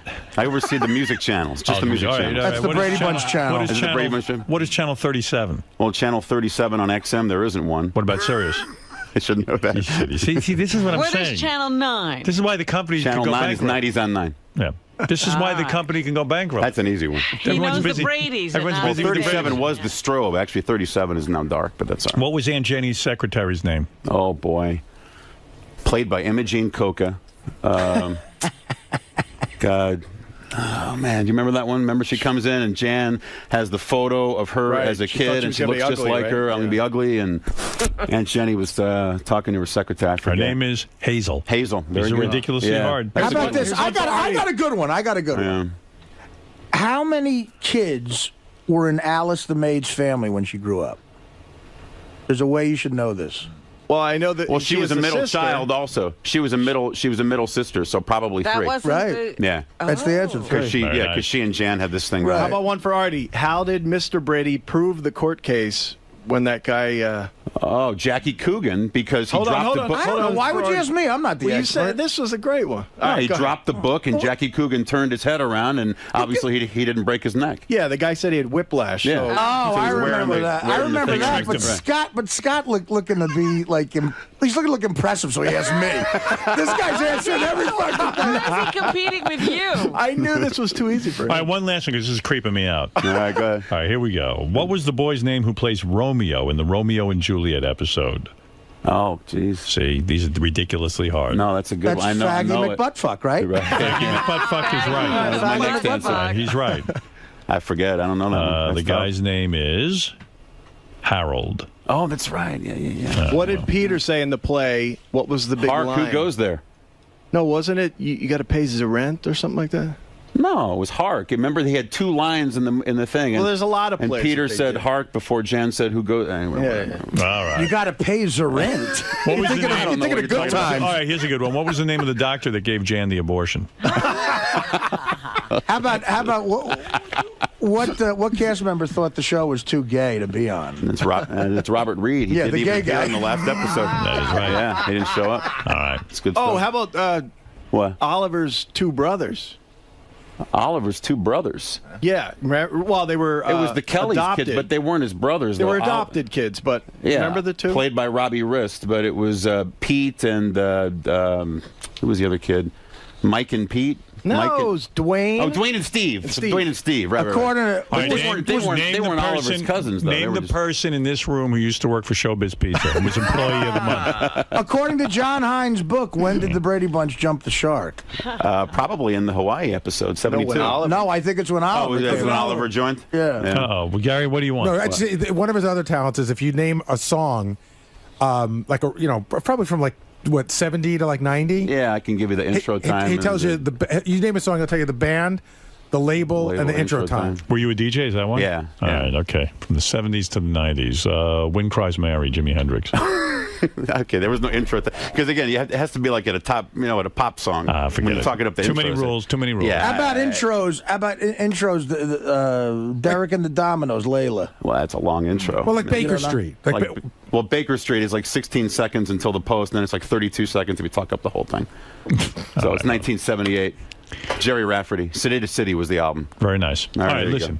Anyway. I'm glad I met you. I don't know why, but I'm glad I met you. I'm sure somebody appreciates all of this. I'm sure not. Here's a guy, Eddie, has a question for you. Go ahead, for Ed.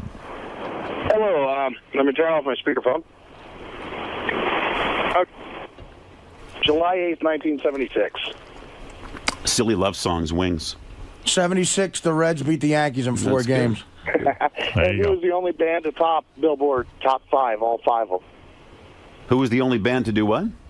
To have all top 5 positions on Billboard. At the same time? Yeah. The Beatles. Yes.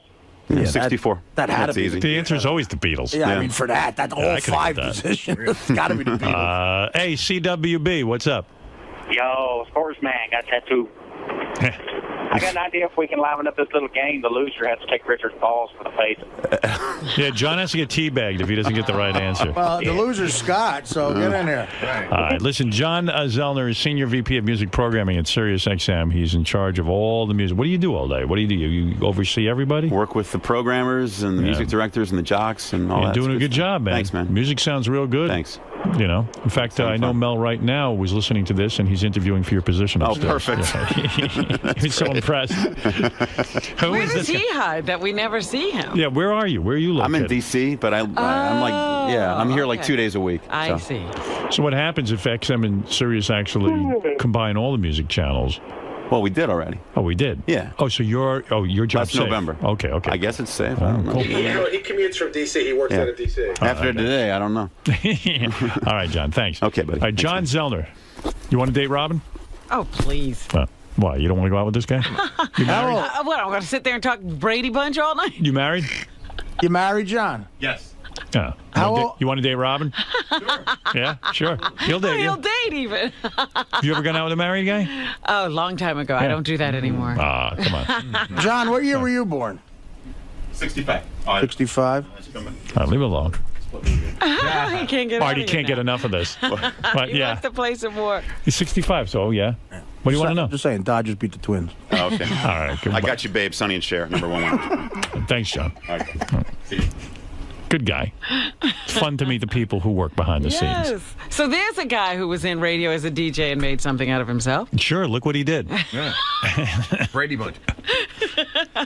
What Well, useless information. But I it's mean- impressive. I mean, to have that kind To of have mind. that mind, but I'm the same exact way, but it's completely useless shit. want to learn something that would be useful to I think you have to be smart, though, even to retain that information. But wouldn't you be smarter if you put it to some good use, like something that would get you somewhere if you knew it that off the cuff? I mean, if you're going to ask my opinion, I'd say it's a very dopey way to use a good brain. The only way that me memorizing shit, the only way I ever used it was in here. Just talking in these conversations. Well, it worked out for you.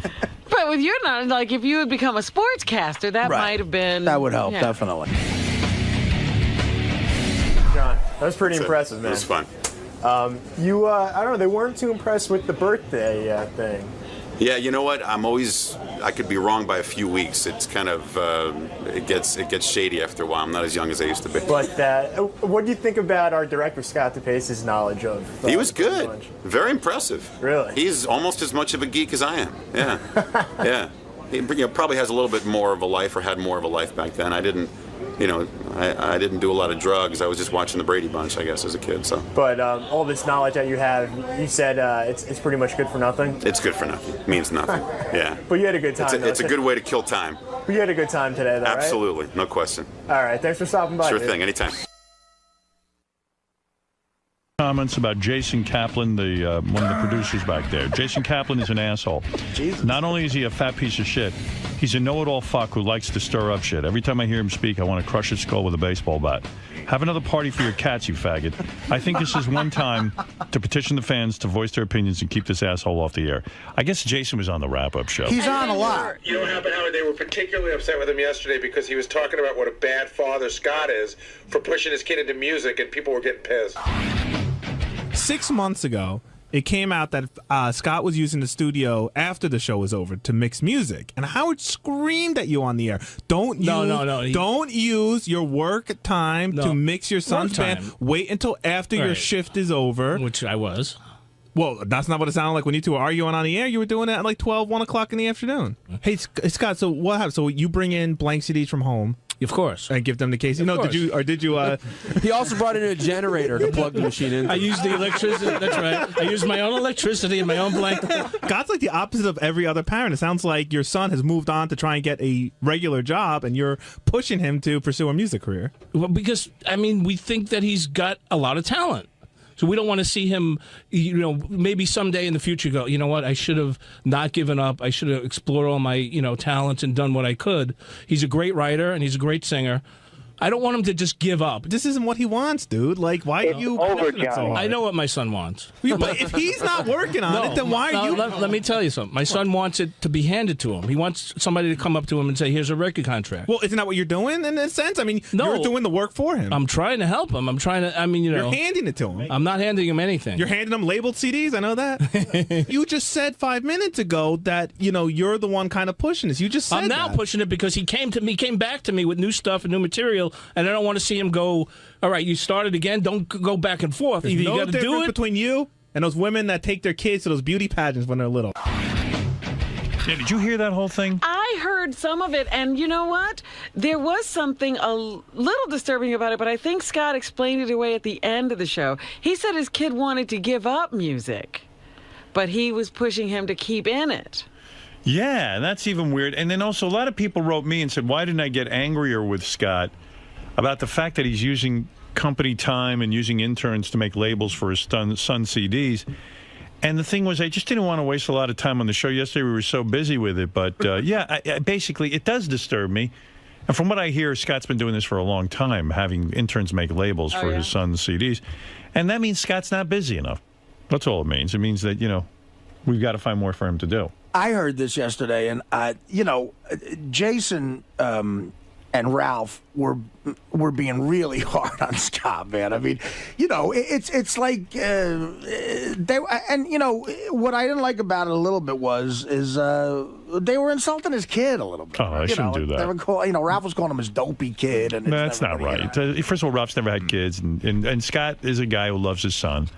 But Scott, I did hear some of this, and I think you. First of all, I haven't ever had interns doing labels or any of the. Gary, give me the truth. No, never. Not from what I hear. All right, well, I don't know what you got. They've all asked to be in the intern protection program, but they've all squealed on you, Scott. Really? Yeah. They're all scared shitless. They're all scared shitless. Yeah. Right. You bring in all of those interns. But they can't because they're afraid of you. What did they say, Gary? That Scott's been doing the labeling thing forever and been working on his son's music. Not that for many semesters. Not that it's all that you do. First of all, this is the first time he's recorded anything in years. So I haven't been doing anything. This is not the first semester that people have been asked to work on. One of your old interns reported to us that you spend most of your morning working on your son's website. That's number one. We know everything that goes on back there. No, I don't work on my son's website. I don't do anything on my son's website. I don't have any access to my son's website. Well, they all came forward. All right, fine. There's no hiding it. Some of them are lying. Could you work on my website? Was this the first time you had your son's labels being made, or were there other times? The first time ever here. By an intern? Yeah. No, by anybody. By anyone. Who cares who did it? No, I've made them myself. Oh, you have? Yeah. I've never had an intern make them. That's even worse. I mean, on my own time. Oh, I see. Not Why is it so important again for your son to be a rock star? It's not important. I mean, you're a stage father. See what Scott said. What Scott said yesterday. This is the part that everybody thought was a little strange. I mean, Scott's trying to be a good dad, but he said that his son is lazy when it comes to the promotion part, and Scott's sort of job is to push him. And everyone was sort of like, well, if your son is lazy, maybe it means he doesn't really want it, and you should just let it happen naturally. He's like, no, he's got the talent. I have to help him do it. The way I explained it away. Here's one of your interns. Go ahead. What are you coming forward? You're a very brave man. He's got protection. I told him. All right, you got protection. That's Go ahead. Casey. Go ahead. Basically, Scott really does love his son's band, and oftentimes throughout the work day, if he has a free moment, and this is after work is done, he'll hop on the website, see how traffic is doing, see how the son's band is doing. That's not working on a website. That's once in a while checking the website. That's about it. Right. He's pretty proud of his son. He wants to see what it's doing. He wants to see what the general consensus is of the band. What I got from him yesterday, Scott's in a difficult position because clearly his kid's talented, right? Right. So, but the son doesn't want to be in music. I know, but it's like as a parent, if you see a kid who has some talent, and most kids don't, but it's got to be important to the kid. Sometimes the kid's too young to. Maybe the kid's being realistic and saying, "I need to get something going that's going to support myself." He is. Well, if my mother was realistic at 23, I wouldn't be. I would be at the port right now. Let me say what happened. Okay, so you all know he went on tour with a band in Europe. So he came back and he was pretty disgusted with music. He didn't want to do it. Right. I said, fine, you don't want to do it? You got your taste? Fine. That was 2 years ago. Right. A few months ago, he came to me and said, I have a new band. I want to record some new material. Okay. I didn't push him at all. Right. I said, all right, we'll put it together and record some new material. All right. So we recorded some songs. And then a few months later, I guess he was arguing with the band over the way things should go. And he got frustrated. And I was telling him, don't give up. Finish what you wanted started. You only did 4. Finish the rest of the songs that you have written. Why? And see what happens. Why? Just complete the project. Don't give up. Why? Because I don't want him to give up on anything. I understand. Well, wait a second. It's a hobby. And it's like it's his hobby, though. Why is Scott so involved in whether he continues the song? Because he came That's to like me. if my dad came to me and said, don't give up chess. He came to me. Yeah, but no, it's not. Howard, it's like if your father said after Detroit, give up being in radio. No, that's different. My father never encouraged me in radio or told me anything. That's a separate story. But, I mean, what if your father came to you and said, look, you're in Detroit working in a house. I was getting paid in radio. How much? His son isn't getting paid. How much are you getting paid? In Detroit? Yeah. $50,000 a year. All right. Well, look, I'm just saying, to me. What are you saying? It was my occupation. That was a 1980s. Artie, the part where Scott's not being honest. It's an occupation, but it's also a dream that you had. But the part where Scott's not being honest is his son came to him after 2 years, and Scott helped him. Then his son walked away. But I want him to finish. That's you. And I also. Why do you want him? But your son is 23 years old. I don't want him to go 10 years later or 10 years from now. Go. You know what? I should have continued. I was stupid of me to give up. And I understand that because he's talented, and I want him to find out exactly what he has. 23 is young, man. But it's a grown man. It's not your 12-year-old son not completing something. And that's the part where people got mad at Jason, because Jason said, well, if your kid's not following up, maybe it's not as big a dream as it is for you. Right. I think this is Scott's dream. Rob, nowadays you can't force a kid to do anything. But this is, this is something I learned from my mother. I'm trying to understand why you're still involved in telling a 23-year-old everything he should do. Because most parents, if you're 80 years old and your kid's 60 years old, you'll still tell them what to do. It's your kid. Maybe they won't. Please. Your father never still. My father would tell me what to do in his opinions. Well, I give him my opinion. I tell him that. Why is it your opinion that he should continue in the music business? Why is it my opinion? Yeah. Because I think he's very talented. But he doesn't want to do it.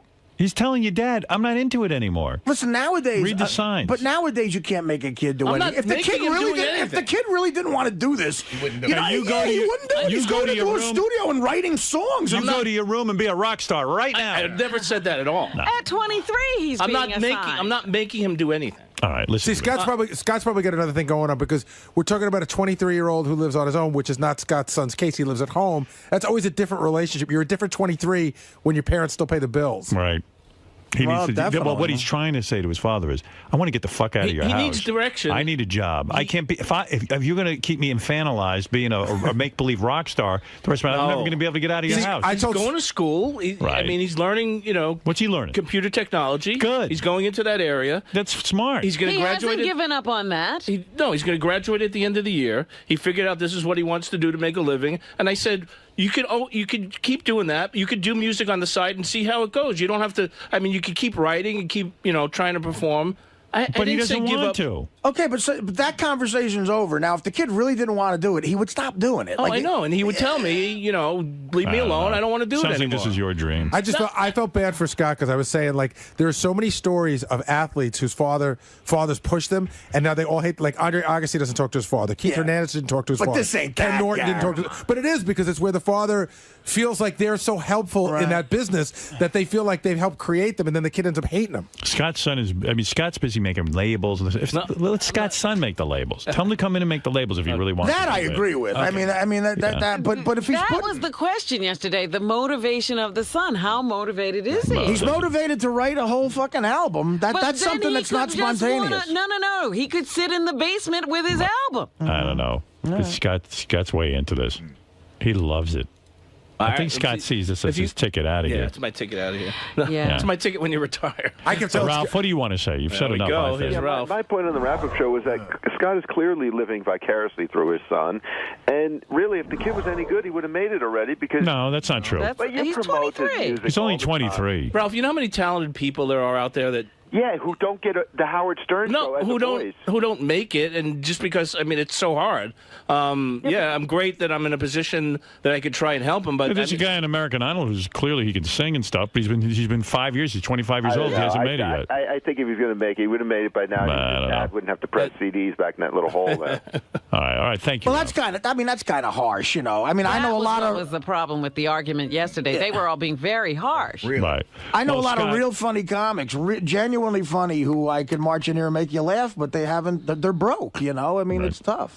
All right, Scotty, listen. Well, let's hope your son makes it. That's what I say. So you can have something to do. It's not about making it or not making it. It's about don't give up on what you. It is about making it or not making it. But is it his dream? That's the question. You're saying don't give up on his dream, but is it his dream?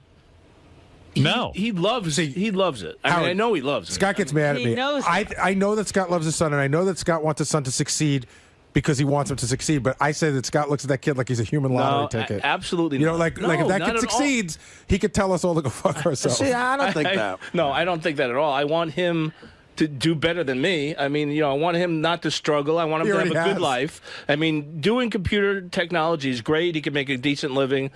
But he can't say F you to everybody. That's right. I want him to be able to say F you because I can't.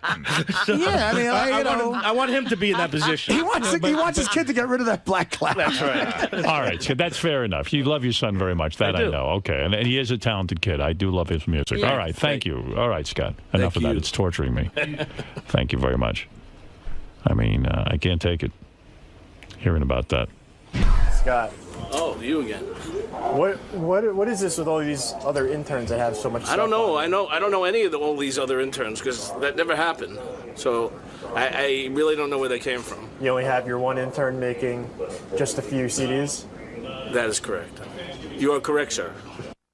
There's something about all this. Does he hear, all this talk on the show? He has no idea this is going on? No. No, get out of here. No, he doesn't. Really? He doesn't get messages saying, he knows. hey, I'm sure. heard, he knows that I'm trying to help him, and he doesn't listen to the show, so he doesn't know exactly what's said. But he must get some feedback from friends. I'm sure friends tell him and shit like that. Does he appreciate that? Does he thank you for it? Yes. Because that's it's a lot of promotion out there. It sure is, and he's got to help too. So where's his band now? Like, are they on the road? I don't know. They're nowhere. They're not doing any live shows now. That's one of the problems I'm trying to work him through. I mean, And you're just trying to set a fire under his ass to get moving. Basically, yeah. All just for the love of your son. That's correct. I believe he's very talented. I don't want to see that talent go to waste. I just want him to utilize it to his full potential. And don't give up. Just give it a shot. How much longer does he have to give this a try? Until, I don't know. What time is it now? I don't know. I really. When do you say when? Couldn't tell. When I say when, it's not up to me. I mean, I'm just, like I said on the air, I let him alone for 2 years for him to work out what he wanted to do. I didn't hassle him about his music and stuff, and He came to me and asked me to help him out, and I did. And then in the middle of it, he just stopped again. So that's what I'm trying to. You know, I don't want him to. It also teaches him a lesson. If you start something, get it done. Don't just stop in the middle. Finish what you started. Just being a good dad. I'm just trying to help. Hey, Howard, I just want to say one thing. I want to give the Howard TV their props, man. It's been really good lately. Really, really good. They're doing so many great things. Doug Richard's Goodstein. so fucking creepy in that porn studio, man. Holy cow. I got to say, Richard does a great job with that porn studio. He is wonderful. Yeah, he's funny. He really does sound like that guy. He plays James a great Lipton. creep.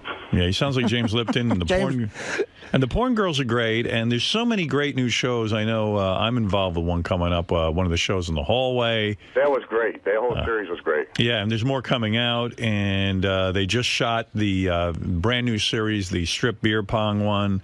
And I mean, wait to see Ronnie. Hey, Ronnie looks like he hit the frickin' wall, don't he?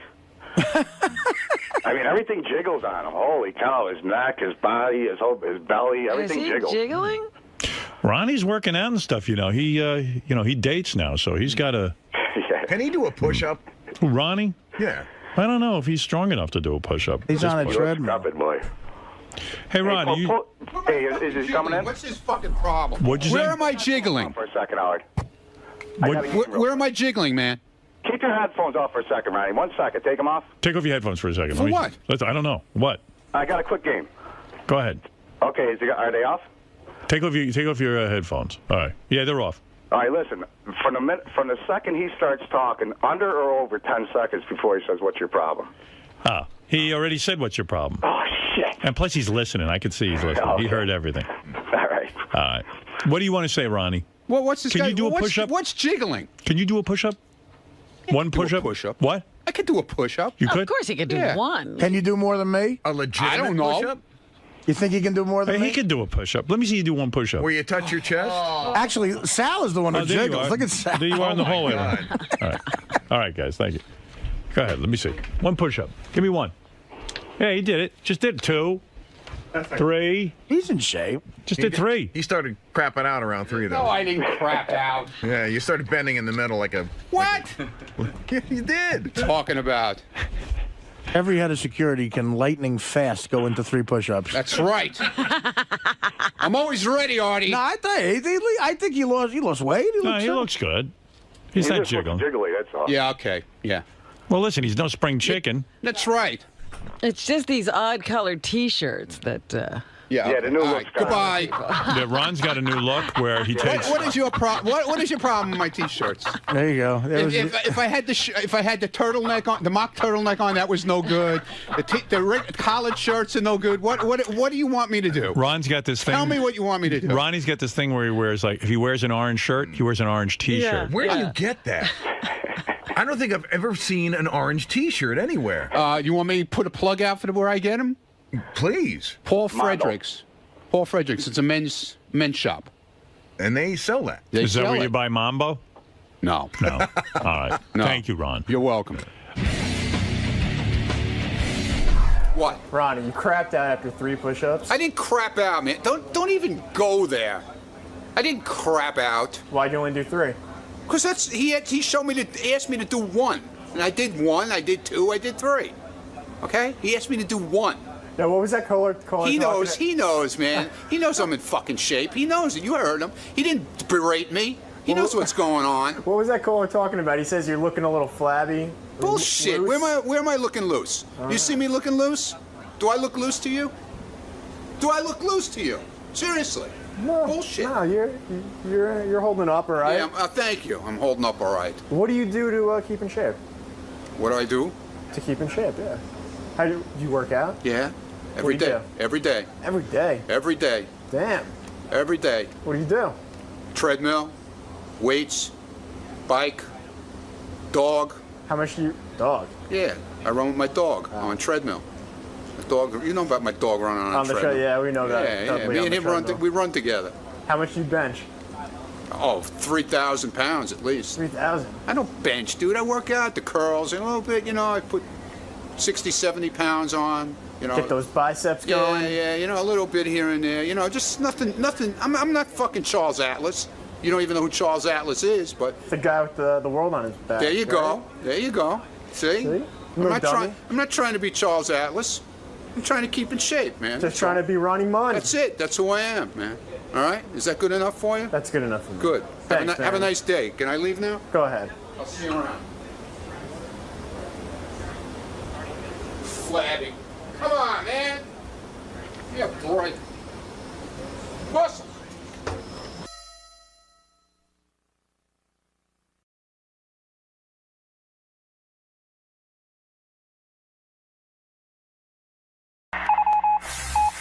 This is the best of the wrap-up show. A recap and behind-the-scenes look with John High and Gary Dell'Abate. The best of the wrap-up show begins now. Hey, it's Gary Dell'Abate, Baba Booey. On Monday's wrap-up show, we were talking about the porn star we had on. It's a gay porn star, but he's really straight. And we got into a lot of weird discussions. And one of them, we found out that Benji has tasted his own semen. And he looked around the room and he goes, "You guys have all done that, right?" And we're like, "No." So we found out Benji's a fucking weirdo.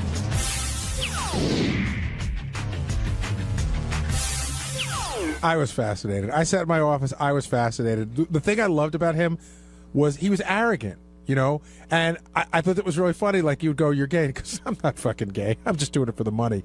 But, I mean, any one of us could say we do a million wacky things just for the money. I mean, women could say, "I'm a prostitute because it's good money," but it doesn't make it right or normal.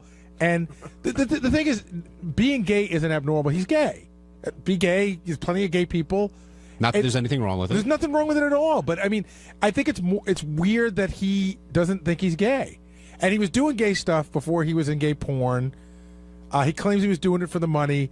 But, I mean, I think when you say you're doing it for the money, it's a complete cop-out. I mean, you could do a lot of things just for the money. And Benji, you're the only one who raised their hand in the studio saying that he could, in fact, be straight. Right. I don't know if he is or not, but it's our age-old show argument. Is it gay? Does it make you gay? Right. And we all have a price. Like, Benji had a price. But the truth is, do we really have a price? Like, you say you have a price. I really have a price. Benji does. And but I mean, like, okay. Like, I don't know if I don't know what it is. Is it $1 million? Is it $5 million? I don't know. But there is a price. There is a price. Like, okay, $10 million is insanely life-changing money for me. I mean, $1 million, you could do something stupid to blow through that before you die. But $10 million, I could live the rest of my life. So do you say, would I let a guy blow me for $10 million? And I might say the answer is yes, but the truth is, we'll never know until you put $10 million in front of me. And I might say, you know what? Remember that movie Indecent Proposal? It's like that, man. After you do it, you don't know what you got to live with. Well, would you let a guy blow you might for end up $10 running million? off with the guy. It sounds like a good idea, but I doubt it. I told you, Bob.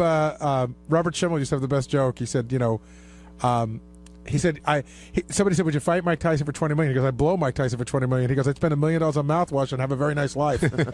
Well, Scott, the engineer, answered that question, with the whole Lexington Steel thing. He was willing to get fucked up the ass for $500,000. Quarter million. $250,000. Let's call it what it is. I was trying to give Scott a little bit of and because we really thought we could raise that money.